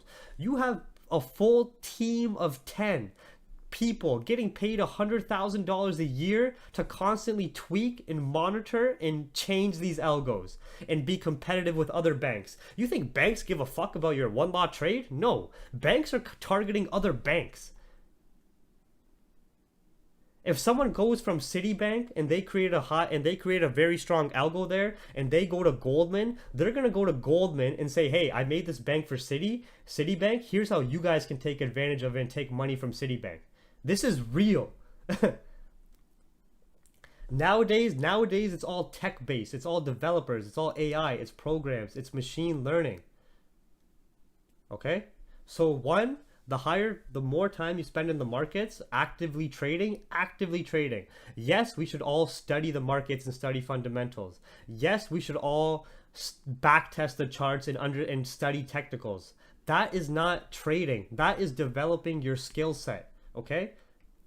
And another misconception that people have, because we all come from 9 to 5 jobs, or most of our parents work 9 to 5s, there's very few people in the 99 percentile who have a parent or someone in their family that is getting paid based on their skill. Please listen to that. Most people you and I know get paid for what? Their time. So people think that that translates into trading. In trading, you get paid for your skill, your knowledge, your discipline, and patience. Just like an athlete does not get paid for the amount of time they are in the gym throwing up hoops, or a basketball player does not get paid for the hour or whatever. Like, they're not on a 9 to 5 schedule. They're not getting paid for their time. They're getting paid for their skill set and performance.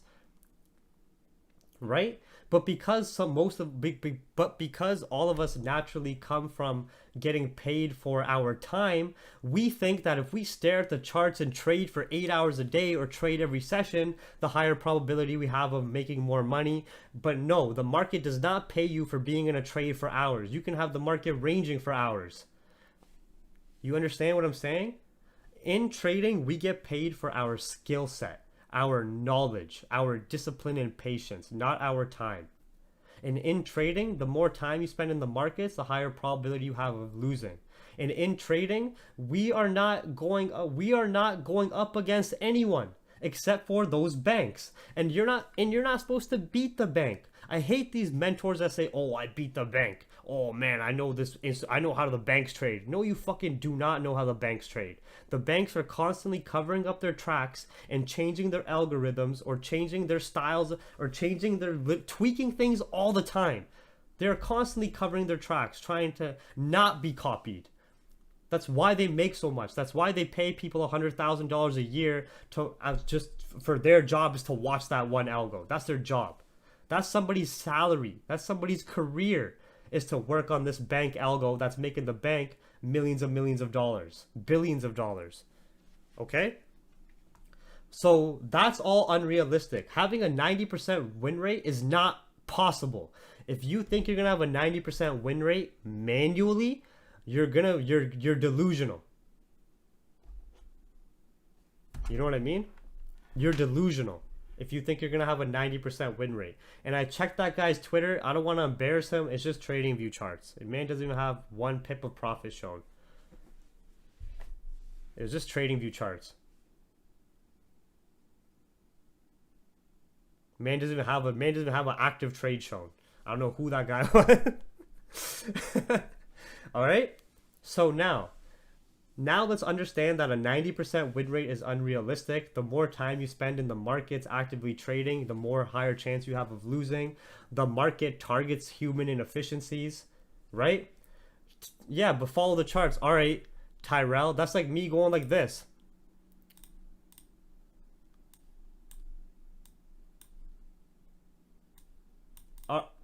All right, Terrell. I'm just gonna go post this on my Twitter right now and say I took this win. That's the same thing you posted. Post something, like, you know what I mean? But I know I'm not feeding a troll. It's just funny to me because I can use the comments he's saying because it helps support telling people the real information, right? Because a lot of people get fooled that way. People like that are going to be going up and down, not making money for an extended period of They're going to constantly be going up and down, constantly be in profit 1 week, next profit, not making money. 1-2 weeks they made some money, next week they lost it all. They're going to be constantly doing that. It's just the way it is. That's why 99% of people lose and 99% of people get stuck in a cycle where they are just trading every day. They are trading every day, but not making any progression with their financial success. How can you trade every single day and not make any financial progression? I understand that when you first start, you're going to be learning, right? But eventually you should be tracking yourself, like writing down your trades, journaling, and understanding where you're going wrong. So 90% win rate, unrealistic. Thinking you're faster or better or smarter than the banks, unrealistic. Thinking you can trade like the banks, fuck no. All right? What is realistic? Realistic is having a 50 to 60% win rate. Manual bank traders, not the algo traders, because banks still have manual traders who trade at the desk. These guys have a proven win rate that you can go Google right now or watch any hedge fund owner who talks about his traders, manual traders. They have a 52% win rate. So how are these traders with a 52% win rate making millions of dollars? How are they doing it? Anybody have the answer to that? If win rate's so important, if you need an 80% win rate, if you have to win all your trades, how come the guys with 90% win rates, all these like signal sellers, all these people, they're losing, they're not progressing long term. The risk versus reward, exactly. Bigger winners than losers, okay? So what does that mean? That means when they execute a risk on a probable trade that they can see potentially winning, they're potentially going for a 1 to 5 risk versus reward. They're potentially going for a 1 to 10 risk versus reward, meaning they might be risking $1,000. I'm just using thousands of dollars as a scale. They might be risking $1,000 on a trade to make $10,000, and their loss would be $1,000, of course, if they lose. If you hammer out trades as per that risk versus reward and you control your emotions, where most people go wrong is that they cannot handle a loss. As soon as they take a loss, they move their stop loss. Now a planned loss becomes something bigger. It becomes an emotional loss, right? Okay? Understand this. Planned losses or losses in trading as per your trading plan and risk management, this is like how a business has an expense. Let's just say you opened up a restaurant or you opened up a store. You opened up a store selling fucking apples. Okay? Are you only generating profit? Do businesses only generate revenue or do they have expenses? Do they take loss? That's a loss for a business, is an expense. You're losing money, right? But you need those expenses. You need those expenses to run the business. It's a part of the process. It's natural. It's unavoidable.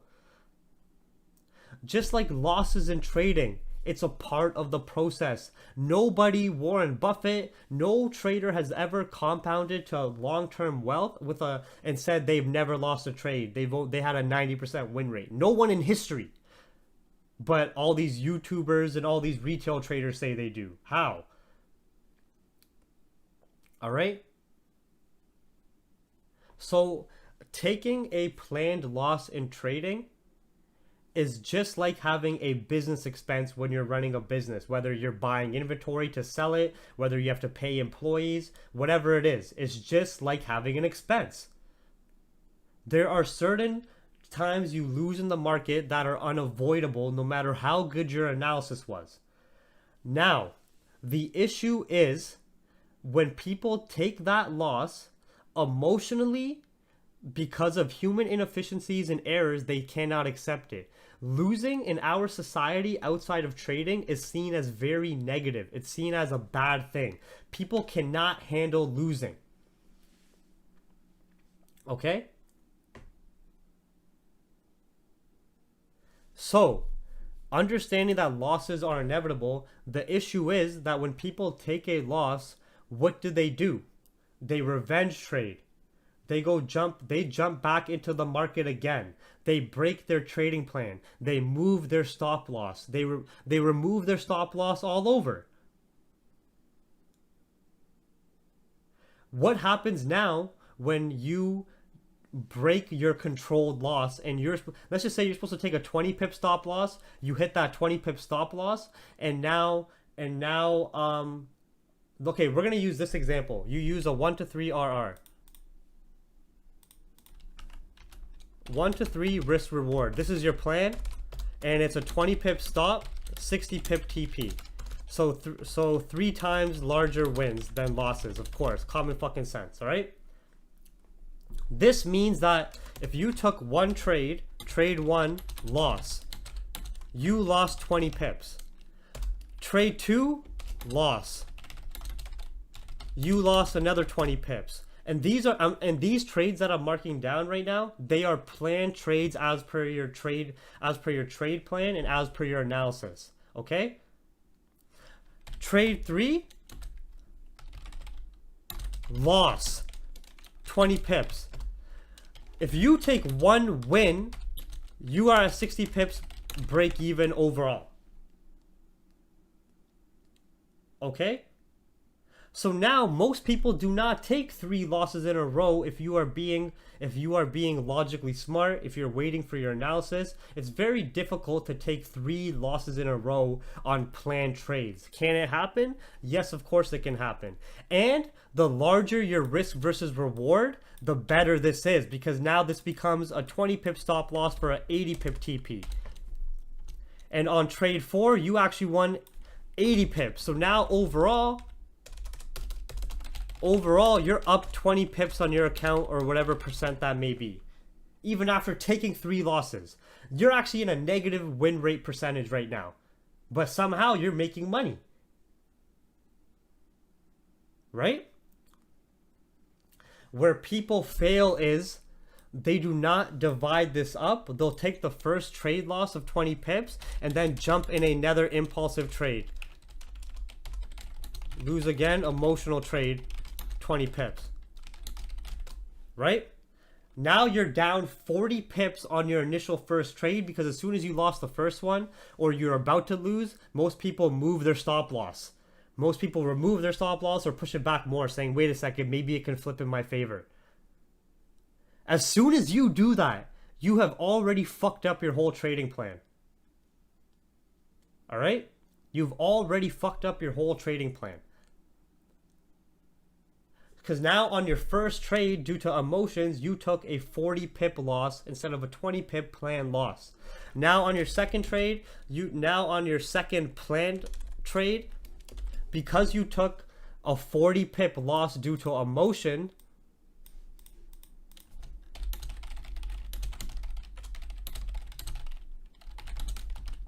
Now, most likely, higher potential, your second trade is not going to be logical. It's not going to be planned. What do 99% of people try to do on the following trade? They just try to make back this loss. They're not trying to go back for their TP anymore or follow their trading plan. They're just trying to make back that loss. And now you end up in a vicious cycle of going back and forth of these emotional losses, break even, taking losses, over risking, over leveraging, over trading. All because you could not accept that initial 20 pip loss and say, okay, trade one lost. I was wrong. I lost 20 pips. Take break. Come back fresh. You come back fresh, plan trade, winner. Winner, winner, chicken dinner. And what's the size of your winners? 80 pips. Now, over 2 trades with a 50% win rate, because you lost one and you won one, you are up 60 pips if you're taking a 1-to-4 risk versus reward.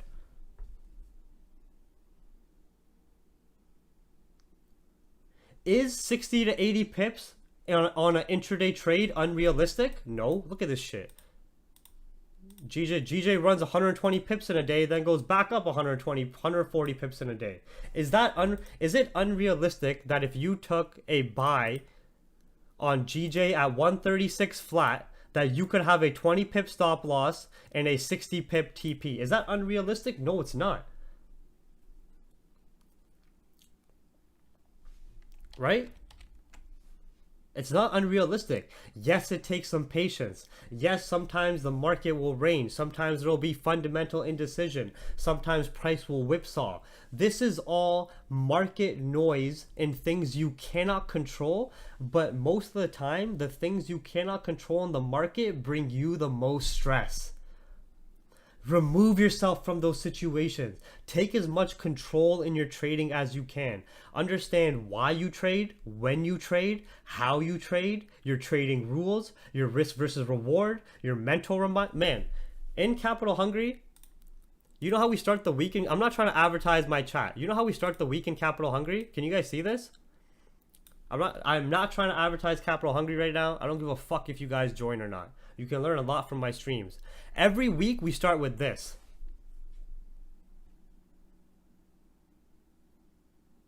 Every week we start with a reminder.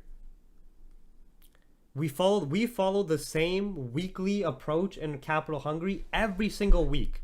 So we start with a weekly reminder and a quick little recap of what we have going on. Another reminder. This is all within the same hour, right? Of pre-planning your trade, execute your trade, journal result, and some tips. Okay? Yeah, you guys can screen print it if you want to take the reminder. I don't care. Then we review a psychology webinar we have. We keep all of our webinars on Vimeo and Capital Hungry. We review a psychology webinar. This is the psychology webinar I have that's not on YouTube, but it's on Vimeo. It's about human errors, human inefficiency, and trading expectations. We review a webinar. Then we do a weekly recap and refresher webinar to review our analysis from last week and map out any potential and just review anything that happened fundamentally or technically. Okay? After that, after you have your mentor reminder, after you have your journaling and everything else reminder, after you have reviewing your psychology, after you did your weekly recap and refresher so you understand what happened last week and why, after you did all of this, then we send out our weekly economic report. What events do we have going on that can impact our trades? What headlines do we have going on? After that, then we do a news brief. You think we play games in the market here? This shit is serious. These are real world economies. These are billions of dollars moving through the These are billions of dollars moving through the market every single candle. You think we're gonna play games with this shit? You think I'm gonna half-ass this shit? No, we're gonna cover every aspect we can so we have as much understanding as we can. Once we do, we didn't even get into the analysis yet. Exactly, Scarlett, trillions.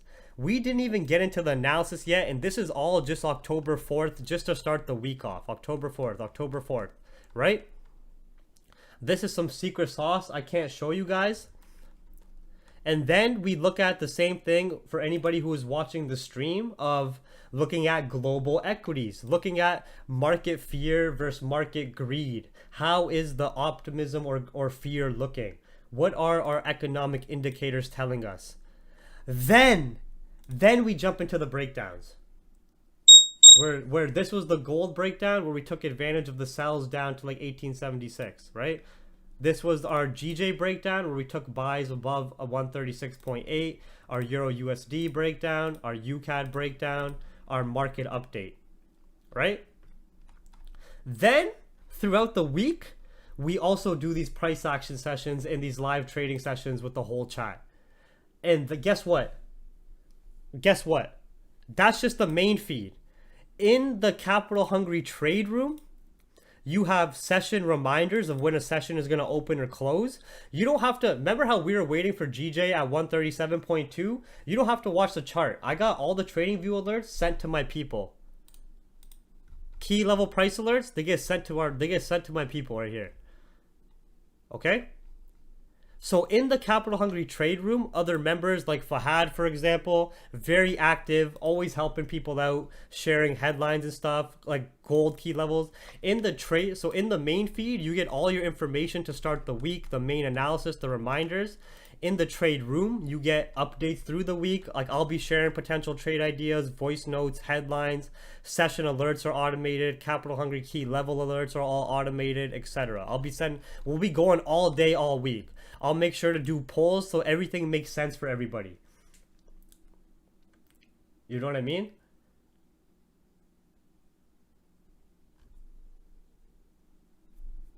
Right? And you think that's it? Is that it? No, that is not it. That is not it. So you get the main feed, you get the trade room, and then you get the newsroom. This is a real-time streaming headlines every single minute. Look at I don't know if you guys can see the timestamps here, like 5:01, 5 o'clock, 5 o'clock, 5. This has been going all night as we've been talking, these different headlines. There just hasn't been anything too impactful. You know what I mean? And then, of course, we have our banter chat where everybody just shoots the shit. They talk shit about each other, etc., etc. Right? So you have the main feed where we do that weekly flow every week. So this was this week, correct? This was this week. Look at last week. This was last week. I just changed the colors. This was September 27th week. Mental reminder, just a different snippet there. Psychology webinar review. Weekly recap, which is a different weekly recap for that corresponding week. The economic calendar and events for that week. The news briefing. And then all the analysis for that last week we took advantage of as well.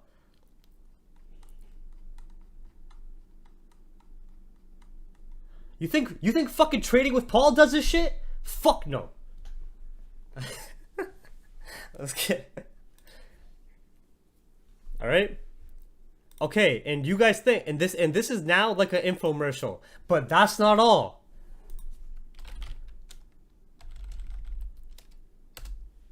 But that's not it. That's not it still. See this? This is the Capital Hungry Educational Webinar Vault. These are not, and this is not analysis or breakdowns. This is educational webinars so you can trade and see things the exact same way I trade it. Fundamentals plus technicals, how to do analysis, how to map key levels, how to use market structure, lower time frame 1 minute, scalping, all that stuff. Look at this, mapping and dissecting economic data reports, market structure, measuring economic impact, market sentiment, tools to read economic market sentiment, how and why to do analysis, pricing in, market environments, market correlations, market seasonality, historical analysis, educational webinars on oil, gold, etc., etc., etc.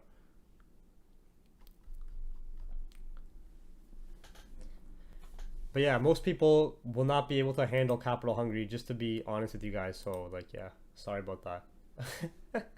It's way too much information for just regular ass people. You know what I mean? Most people just want to look at big red candle, big green candle. Oh yeah, big red candle, time to sell. And they're fucking retarded, you know? People be buying at the top, selling at the bottom, like on the Asian streams. I don't got time for that shit. But I'm sorry, everybody, that this London session was trash. There's nothing I can do about that. It would have been nice if we got one of some of these trades playing out, but GJ just ranged. Euro USD is ranging. Euro USD is just in this range still. Like it went up and down 10 pips. Hopefully New York gives us some better moves.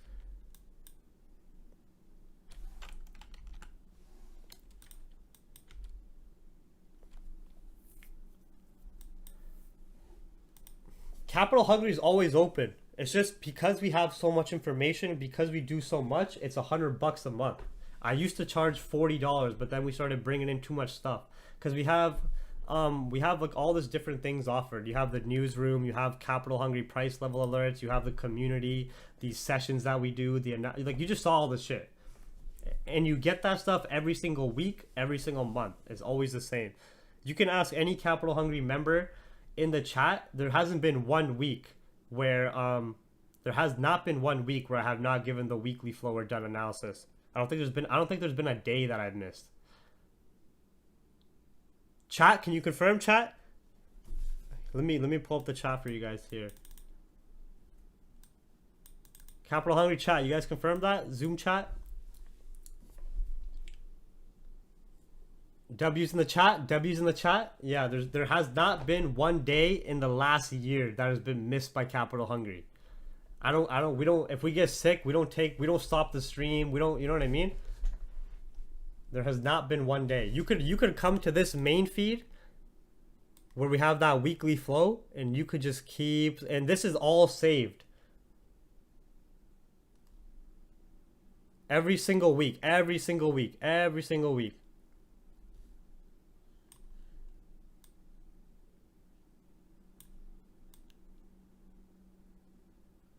Every single week, every single week, every single month, doesn't matter. For those of you who don't know, I used to be on Instagram. I used to have like 15,000 followers. I was on Rakeel streams quite a bit. It just got too annoying.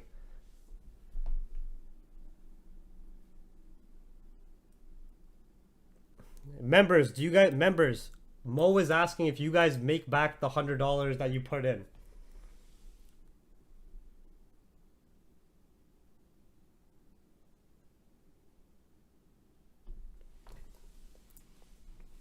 Usually we make that back on a price action session.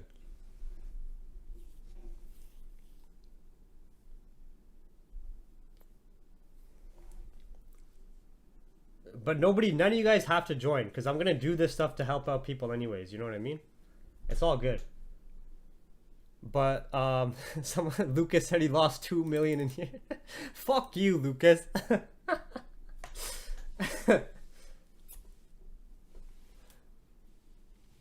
Yeah, a lot of us are full-time traders. Most people still have jobs. I only left my full-time job like this year. I was making good money trading for the last 2 years, but I only left my full-time job this year because I was able to work from home, you know?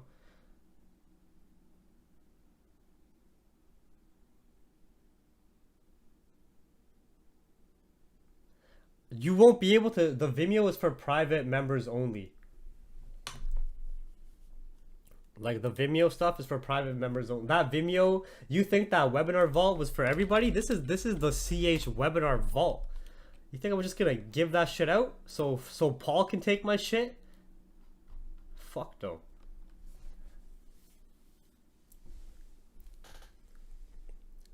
If you guys name a mentor like Paul, they've been in Capital Hungry. I taught Paul before. Monty wasn't in Capital Hungry, but Monty and I have talked a lot about GJ and stuff like that. I've been on his streams as well.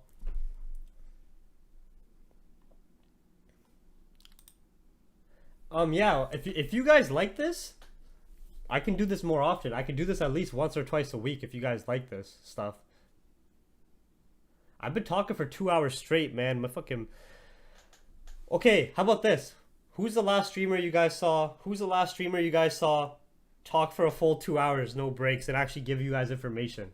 Give me... How about answer that? How about answer that?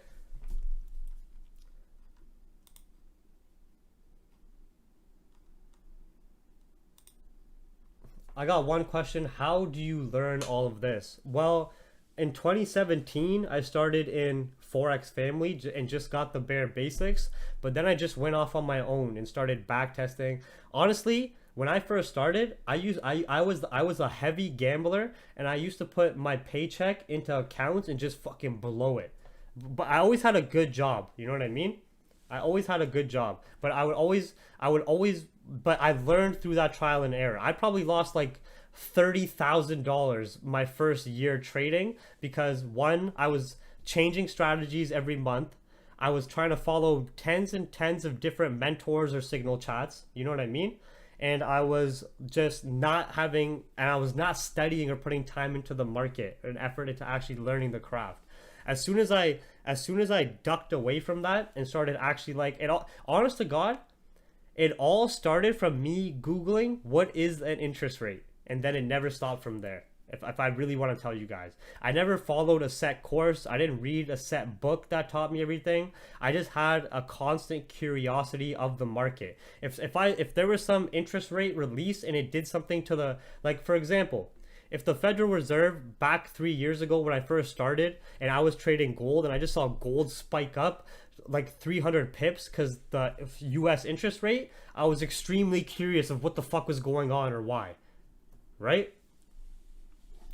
So then the more that happened, I just kept back testing it. I kept saying like, okay, what the fuck is Brexit? What is the interest rate? What is inflation? How does this impact the charts? How does currency move? What is smart money? What is sentiment? How did I become so well informed? I think becoming well informed is just being in the, not actively trading, but just constantly observing the markets and its fluctuations alongside the fundamentals day to day. And the more you do this, the more dots you start to connect. The more you start to connect that, oh, if the US dollar and money is moving into the US dollar and yen, then there's a potential for this output to happen as well. Or like, you know what I mean? It's hard to explain because there's like so much information that I can't just say I followed this one source or this one book or course. You know what I mean? It's just a mass amount of information that has been collected over 2.5 or 3 years, and then I've just been repeating that. How did you improve your discipline and emotional management? Honestly, I used to have extremely terrible discipline, and that was because my discipline outside of trading in the real world was terrible. You have to change your bad emotional habits, such as like if you get angry at traffic, how are you gonna handle taking like a $500 loss down the line? Because like I know people start with penny lots. I started with penny lots. Everybody starts small, but the goal is to eventually make a certain amount of money. But to make that certain amount of money, you're gonna have a certain risk in the markets. For example, if you want to make $10,000, it's probably gonna be extremely rare or impossible to do that with a $100 trade, right? So you have to be very self-aware to the point where you can call out your flaws before anybody else will call them out. And these flaws are 100% not trading. They're not trading specific. These flaws are personal emotional flaws that you have based on your personality, based on how you were raised, based on your finances. There's so many, based on how you grew up, your friend circle. You get what I'm saying? There's so many individual factors that create a person's personality and their emotional habits, okay? So for example, if you are very impulsive in real life, if you make very impulsive and decisions without thinking, most likely you're going to do that in trading well. What I like to tell all my people, and I like to tell anyone, is any emotions you have outside of trading, they will be amplified times 100 in trading. All right?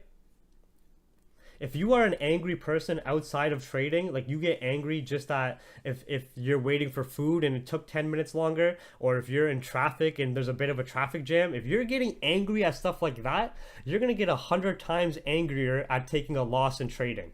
Because there's nothing that impacts us more in our life than money. Money controls every single thing we do. People go to school for it. They work hundreds of hours a week for it. You stress about bills. You got to pay for what you eat. You got to pay for what you wear. You got to pay for where you live. There's nothing that will stress a person out more than money. If I give a person $100 or take away $100 from their bank account, it'll drastically change their day. Right? I'm talking about a regular normal person. If I stole $100 from them, or for somebody who does not make a lot of money, they only make minimum wage, or I give them $100, it will completely change their mood. Do you get that? Do you get how much impact money has on our emotions? Now imagine you're trading it. Right?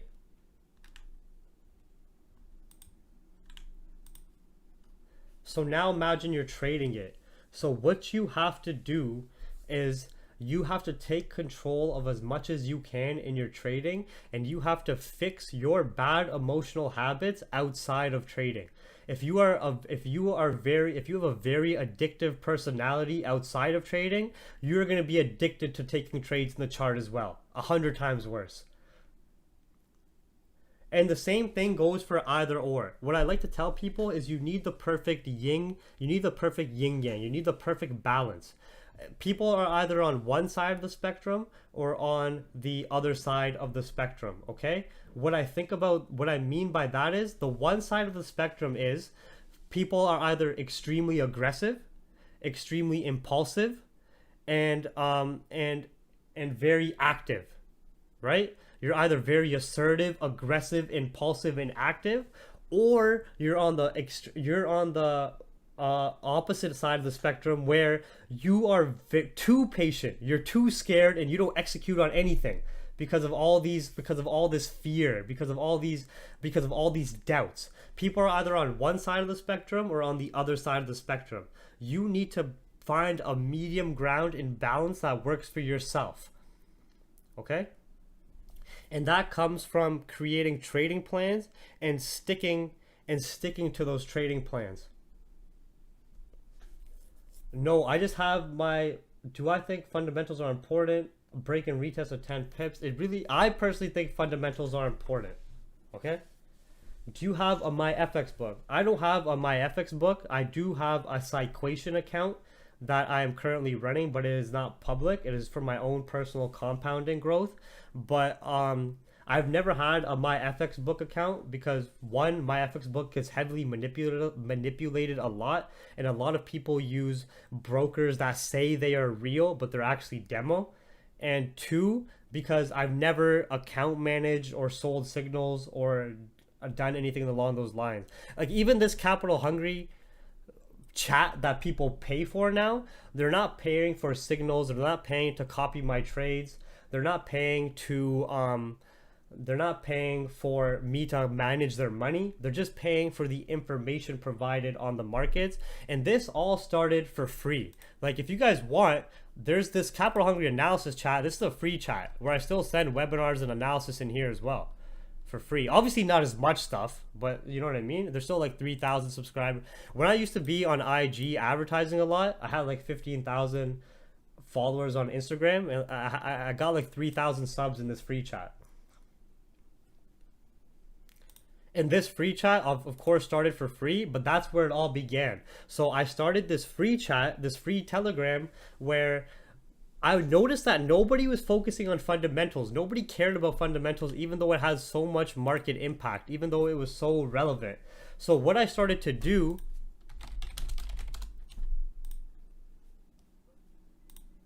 so this was created in April 2019. What I started to do was, in this free chat, I started to share free analysis. I started to share updates about what's going on fundamentally, how the same stuff I'm showing you guys now I was doing last year for free. But after I started getting so many people joining this free chat, you would understand that I had 1,000 messages a day of, hey, can you mentor me? Can you trade manage, or can you account manage? Can you sell me signals? Can you do this? Can you do that? Or just so much noise, right? And at the end of the day, everybody's time and effort has value. So all I said was, listen, I'm going to start a service where I'm going to give information every single week from my point of view and analysis. And because it's been accurate for such an extended period of time, people like that, right? But I still run this free chat as well. Like, you could see me taking, this is April 2019. You could see me taking 0.10 trades, small lots, but still getting like 100 pips on a trade here and making like $1,000 using 0.10s. Look at my commission, $100 commission, right? This is actually good to reflect. I haven't looked at this in a while, right? I would be sharing all this stuff for free all day, all night. And this is when I was taking small lots, because everybody starts small. You have to start somewhere. To now, like the most recent trade I took was yesterday, where I took that Dow Jones buys, right? So I used to go from making $100 a day to making $100 a position to making $1,000 a day to now making like sometimes $1,000 a position 10K days, right? But is that an overnight process? No. Was it easy? No. Was there a shit ton of trial and error before all that? Before I started making money consistently? Yes. Right? For example, this is just the month of April. Not this. I'm talking about month of April 2019. Like, I used to show my results here, live account, real account. Same thing as like Raja would do, right? Everybody starts somewhere. You know how people are very shy to share lots, or they don't like to show their penny lots? Man, I never gave a shit about the lots or the money. I never gave a fuck about that. I just wanted to show the process, right? I just wanted to show the process. This sell limit miss, classic, right? So that's where I started from. Was like just giving information, giving analysis, talking about the fundamentals, and doing all that for free. Sharing trades I would take, sharing economic data, my old trading setup, trade ideas.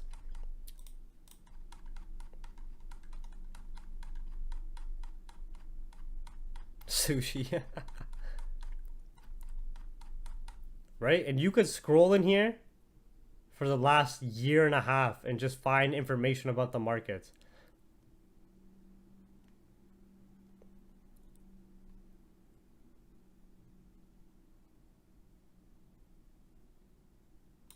Right? I was constantly just giving trade ideas and shit about the markets. But this is only like 5 days. So think about this. See this whole chat? See what I just showed you guys? That was only about 3 days of information. That was only 3 days. This is only 3 days.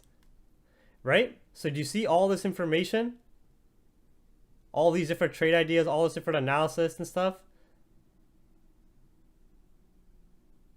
That's a 3-day period. Now, that's just an example for 3 days where I was already getting dozens and dozens of messages on IG on how to do fundamentals, on fucking, I was making fun of people too. I was getting dozens of messages just 5 days into this chat, right? Look at this. I ran this for months. After about running this free chat for about 5 months or 4 months, then I made my paid service, because I was like, man, I'm doing all this shit for free. I'm helping out 1,000 people every day. I'm not like Raja. I don't have a market fluidity course that people, at least I'm making some money or I'm getting my value paid for. Like even like Monty, I don't have some group or anything. I was just doing this all for free and I was getting exhausted. You know what I mean?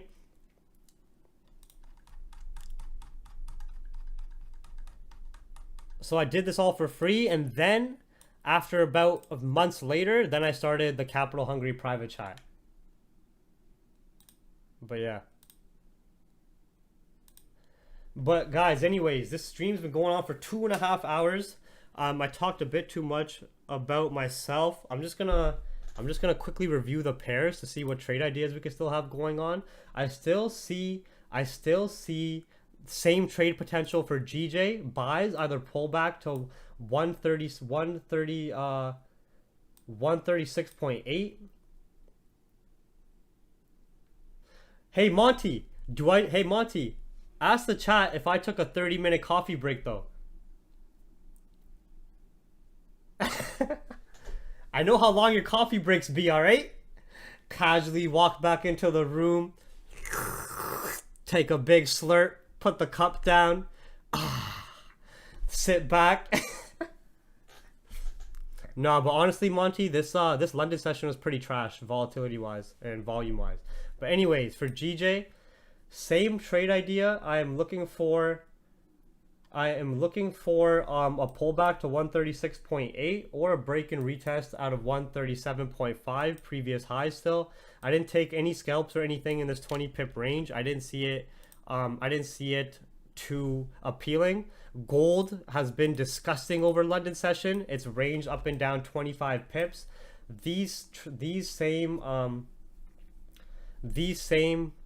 trade ideas still stand. Either we get US dollar strength and the dollar index back to 93.8, a break of minor bullish structure, a break below key level 1883, and we take those sells down. Or we wait for bullish structure to be respected in a breakout of 1897. EURUSD has just been in this messy range for about the last 4 hours of about 17 pips. Nothing too significant to take advantage of. Nothing's too serious to take advantage of there. No, me and Monty are not competition. Ask Monty when he first started his stream. Ask Monty at one point in time. I was leading the social media clout behind Wickstone Live. So I was giving Monty shout outs. I was giving Seed shout outs. Why don't you guys go ask Seed who's the first person who gave him a shout out out of all the us boys, and he'll answer. That's what I mean. Monty and all of us guys are friends. Me, Raja, Monty, Seed. We just don't like Paul. Only Paul's a loser. None of us like Paul. Yeah, we're all a crew. We all do our thing. And I'm not doing this every day. You think I'm gonna give this much information every single day? I can't. That's too much. All right. So USD CAD, it looks like we might get the potential candle closure and break below, but these are the two trade ideas for UCAD. Dow Jones, it's either we get a pullback to 28K or the break and retest above 28.6. I'm 26. How come Raja chills with Daniel stupid? I don't know. Daniel Savage is a different guy, you know? Daniel Savage got that Benjamin Button hairline. He's young, but his hairline ain't. Man's got the case of the Benjamin Button.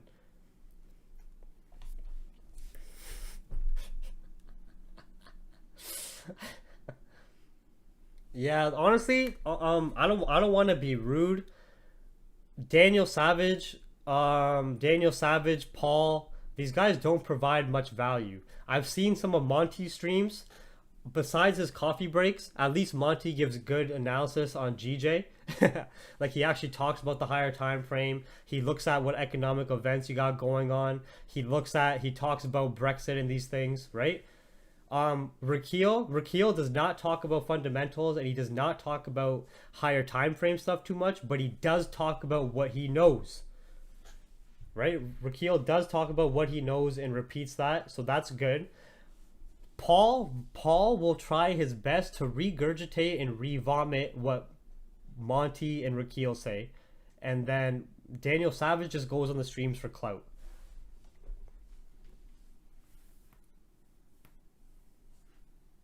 All right.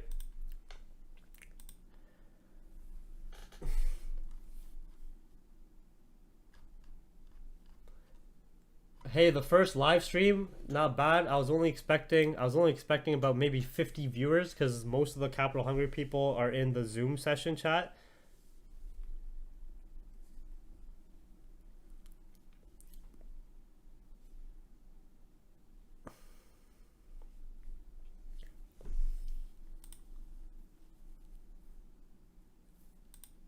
But this London session itself, as per the volumes and volatility, was extremely weak.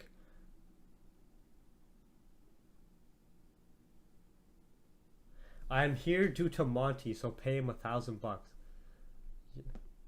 Your one view probably made me less than half a cent. Probably didn't make anything. I don't have any.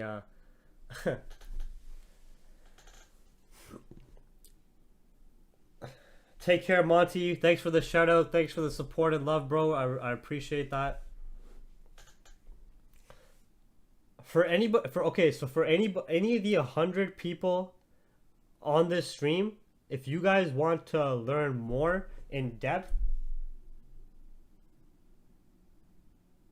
you guys can of course go to the Capital Hungry. Like, I only have 2 subscriptions. I'm not even subscribed to Rakeel on this. I'm subscribed to Monty and this guy Blackbox. I don't even subscribe to Rakeel. I'm fucking tired of seeing those thumbnails. But yeah, these Scalping 101 webinars are Scalping 101 from 9 months ago, Scalping 101 part 2, and then part 3 and part 4 are here. This can be like a part 5.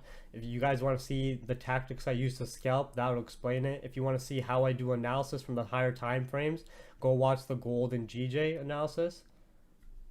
Blackbox, he's more into the algorithmic trading, but he's a cool guy.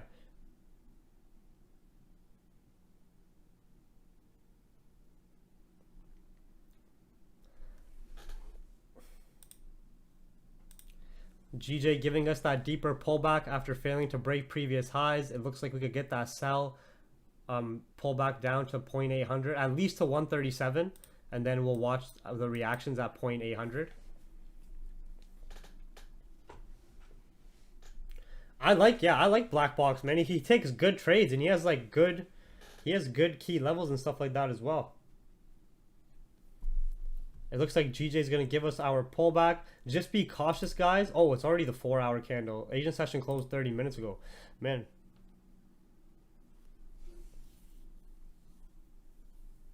So this is a new 4-hour candle, and the 4-hour already created a significant top wick and rejected previous intraday highs. The probability of getting a pullback to a deeper pullback is a lot higher right now. Right? Because we can validate now on GJ that we initially had these intraday highs formed, correct? Then we had this pullback to generate more buyer order flow and liquidity into the market to retest these intraday highs and potentially break into a new high. This pullback in order flow that was generated was not enough buyers liquidity to break above the previous intraday highs. So now there's only 2 ways that there can be enough order flow generated in the market to break that. Either we're going to get the pullback like we're getting now, that we expected anyways, to like potentially create that higher low and then go up, or price might come to 137 here, start to range and create a consolidation box and just a liquidity zone, and then create an impulsive move up. But most likely we're looking for that pullback anyways. Gold looks like we might get our sell confirms for New York. Euro USD, if anybody took the high risk sells, you're still in profit. UCAD did not give us the confirm and break below previous intraday highs, and the dollar is still fairly bullish, the dollar index itself.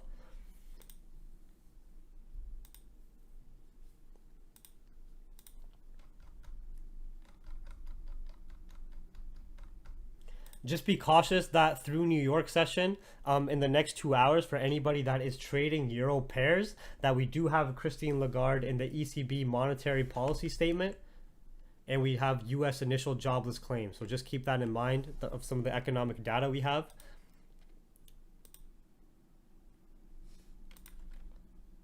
And I'm getting hungry. I'm just gonna go to the washroom quickly, man. I didn't even go to the washroom.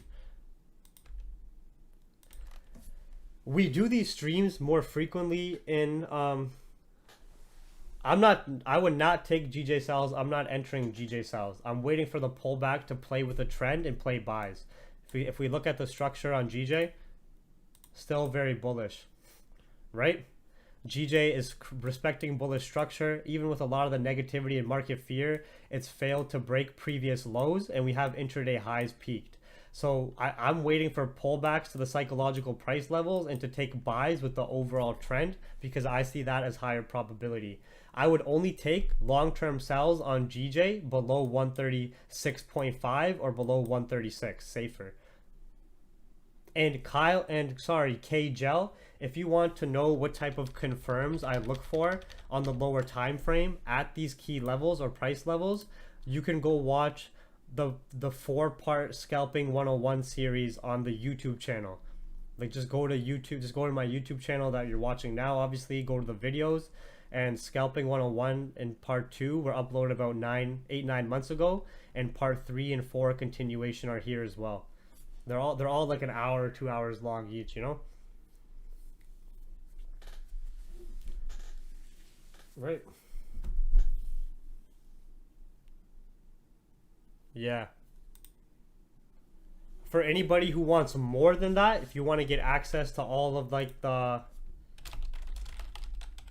capital hungry educational videos, then you would have to join the private chat. But if you are a new trader, and if you are a new trader, if this scalp session was very, what's the word I'm looking for? What's the word where it's too much information? I just got stuck for a second. What's that word? Overwhelming. Thank you, Omar. If this session was very info heavy and overwhelming for you, I do not suggest you join Capital Hungry. Like, I do not suggest you join my pay chat. I suggest you go watch the YouTube videos first. No, it's not overthinking, because we're not overthinking anything. We're just it's just all the information that we use to provide trade ideas, right? And we're waiting for the trade setups. But all that information might be overwhelming for people who don't understand how to use it yet, right? So I would suggest going to my YouTube channel and watching the videos first. Because, for example, the Scalping 101 webinars will show you the scalp ideas. These fundamental, if you watch the gold and GJ analysis webinars, it'll show you exactly how I do analysis as well.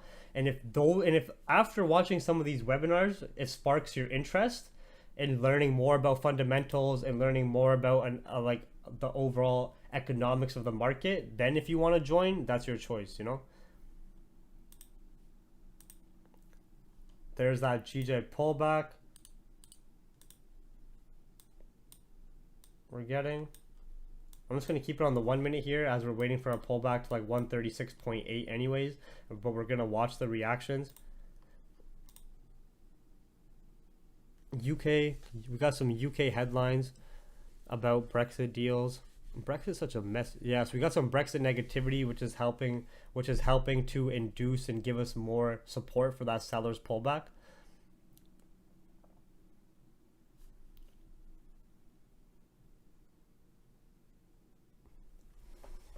Yeah, you guys don't have to do any of that bullshit of liking the stream or subscribing or like joining FTMO or buying magic keys. I don't care about any of that. You don't have to. You don't have to join my chat either.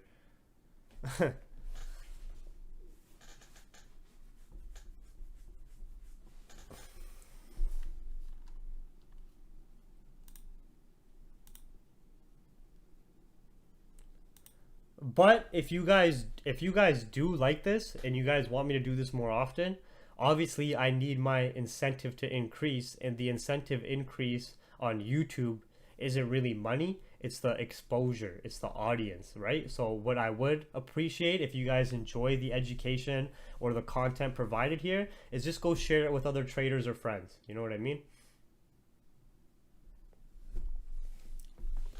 So if you did enjoy the stream, if you did like the content that was shared, the analysis, the trade ideas, that these trade ideas, I'm gonna end the stream soon, and you guys can go back and rewatch it. You guys can these trade ideas will still run through New York if the markets don't range. So keep them in mind, all right? I didn't suggest that I was gonna take the sell, but I was saying for anybody who did want to take the scalp sell, once we broke below 137.2, that was cleaner. The EU higher.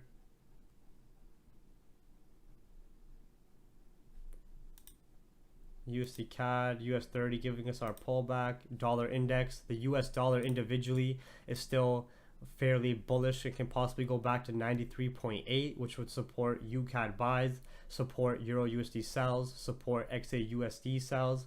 GJ is still, I mean not GJ, Japanese yen standalone is still reacting to 94.3. So we just want to watch the reaction there. Any advice? I have examples on NZD USD. I set support. Can you do analysis to see if it could set the TP differently?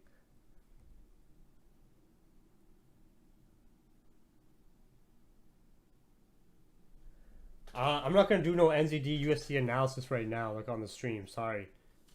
But if you want to see how I do analysis and how I look at market structure, you can like go look at examples on the YouTube channel. I got a bunch of different pairs, like analysis on different pairs.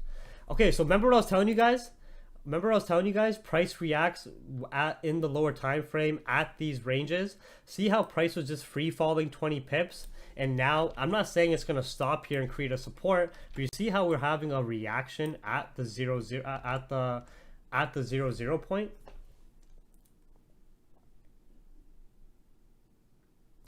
I look at Marcus, I have this open. Like I have a 6-screen split where I'll look at global future, like I'll look at global futures for each individual region anyway. So yes.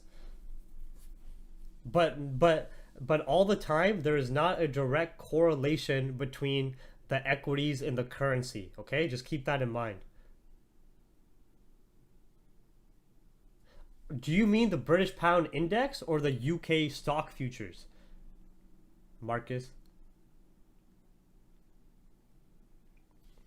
is there bad news for GBP? Yes, there are some negative Brexit talks.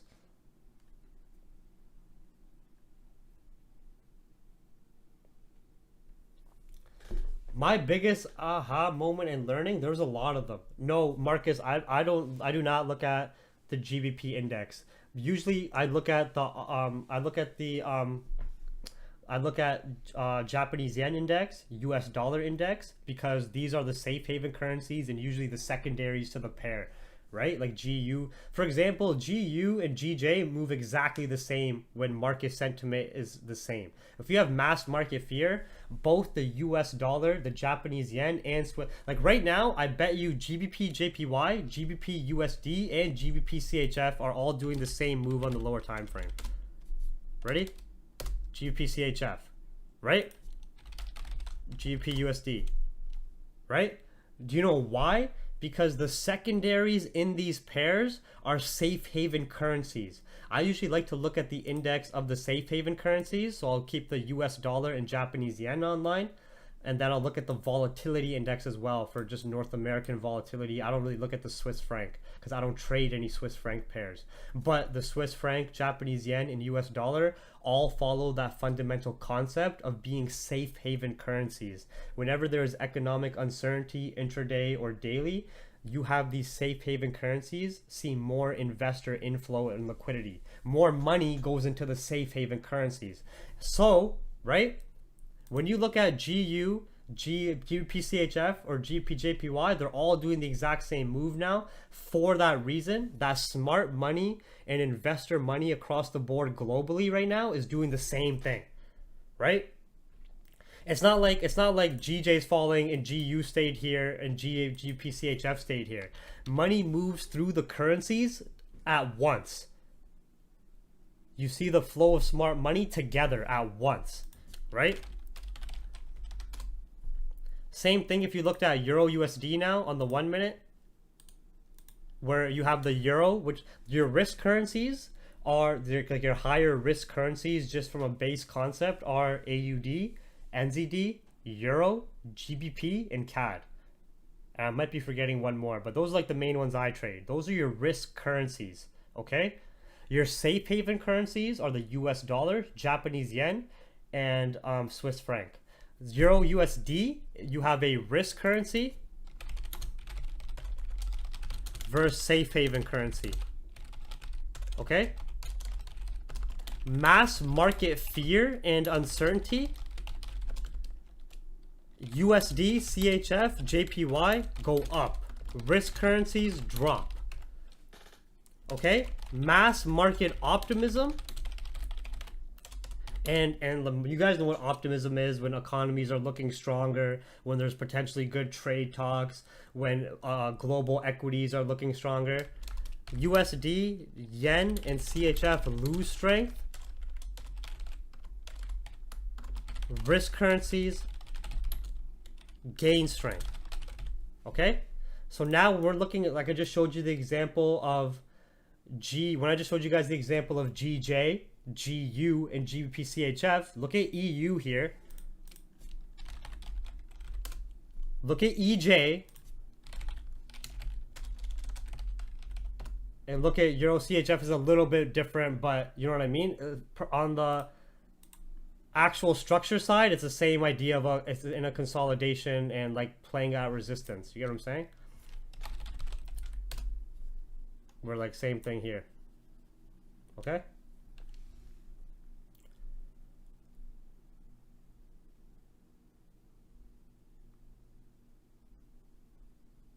Because they're talking about how if there is not a deal, if there is not a deal reached with the European Commission, if there is not that deal reached, it will have an impact on competition in the retail, wholesale, and telecommunication markets in the UK. And right now, that is a negative headline because there is no deal reached. There hasn't been a deal reached for years. Okay, so want to see an example of this on the higher time frames?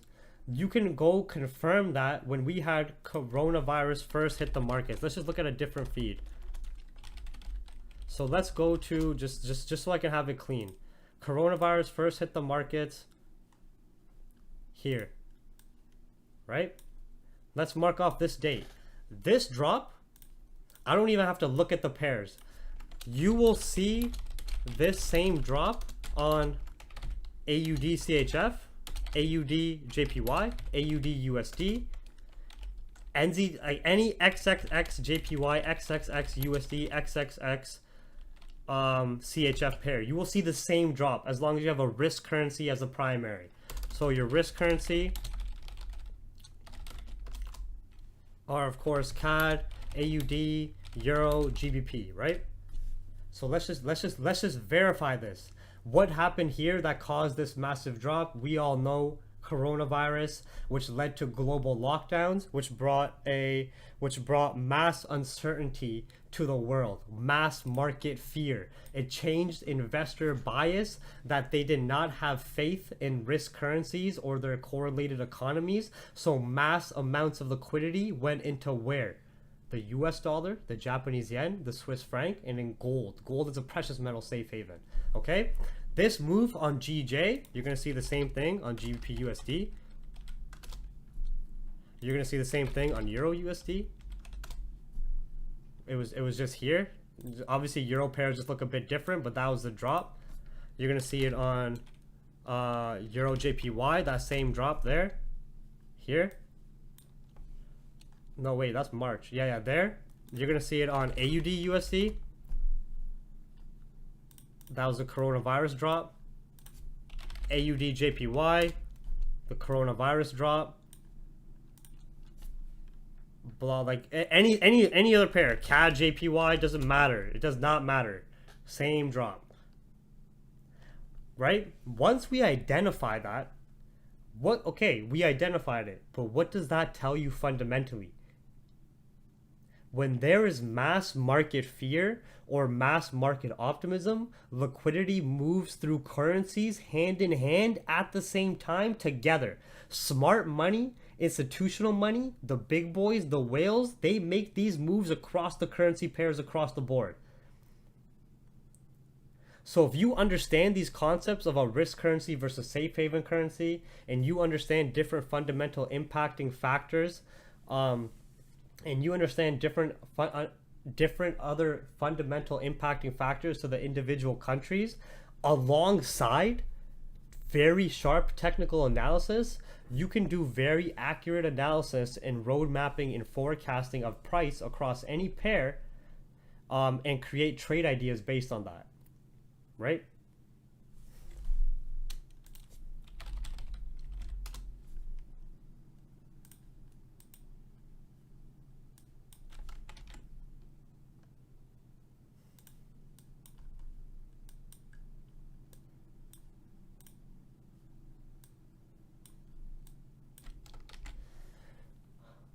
Oh, sorry. Anybody take those GJ sell scalps? Obviously, we knew the pullback was gonna happen. I just personally am waiting for buys unless we get more market fear in a break below 136.5.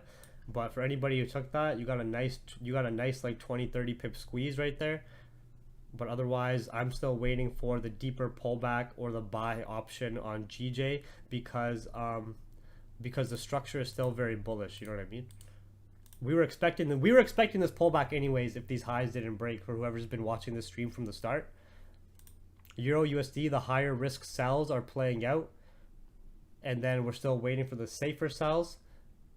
USD CAD, we're waiting as well, and then gold, we're still waiting for the potential buys or sells. Honestly, I didn't expect anyone to take it because we're waiting for the buys, and this London session was trash. This London session was dog shit. That's out of our control. That's something we cannot control or stress about, and something we just have to adapt to, and then wait for probable trade ideas. If the trade does not set up as per what I pre-planned, I do not execute or trade that day. It's just that simple, you know?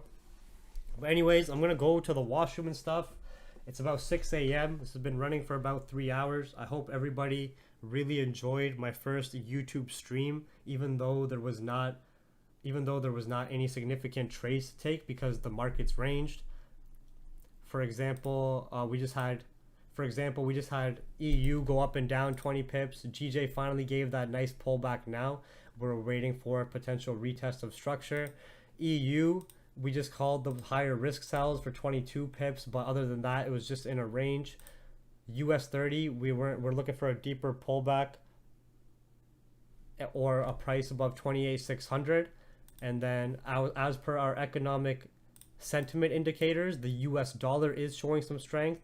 Japanese yen is fairly stagnant, and the volatility index is fairly flat because global equities are still holding strong across the board, showing more signs of optimism.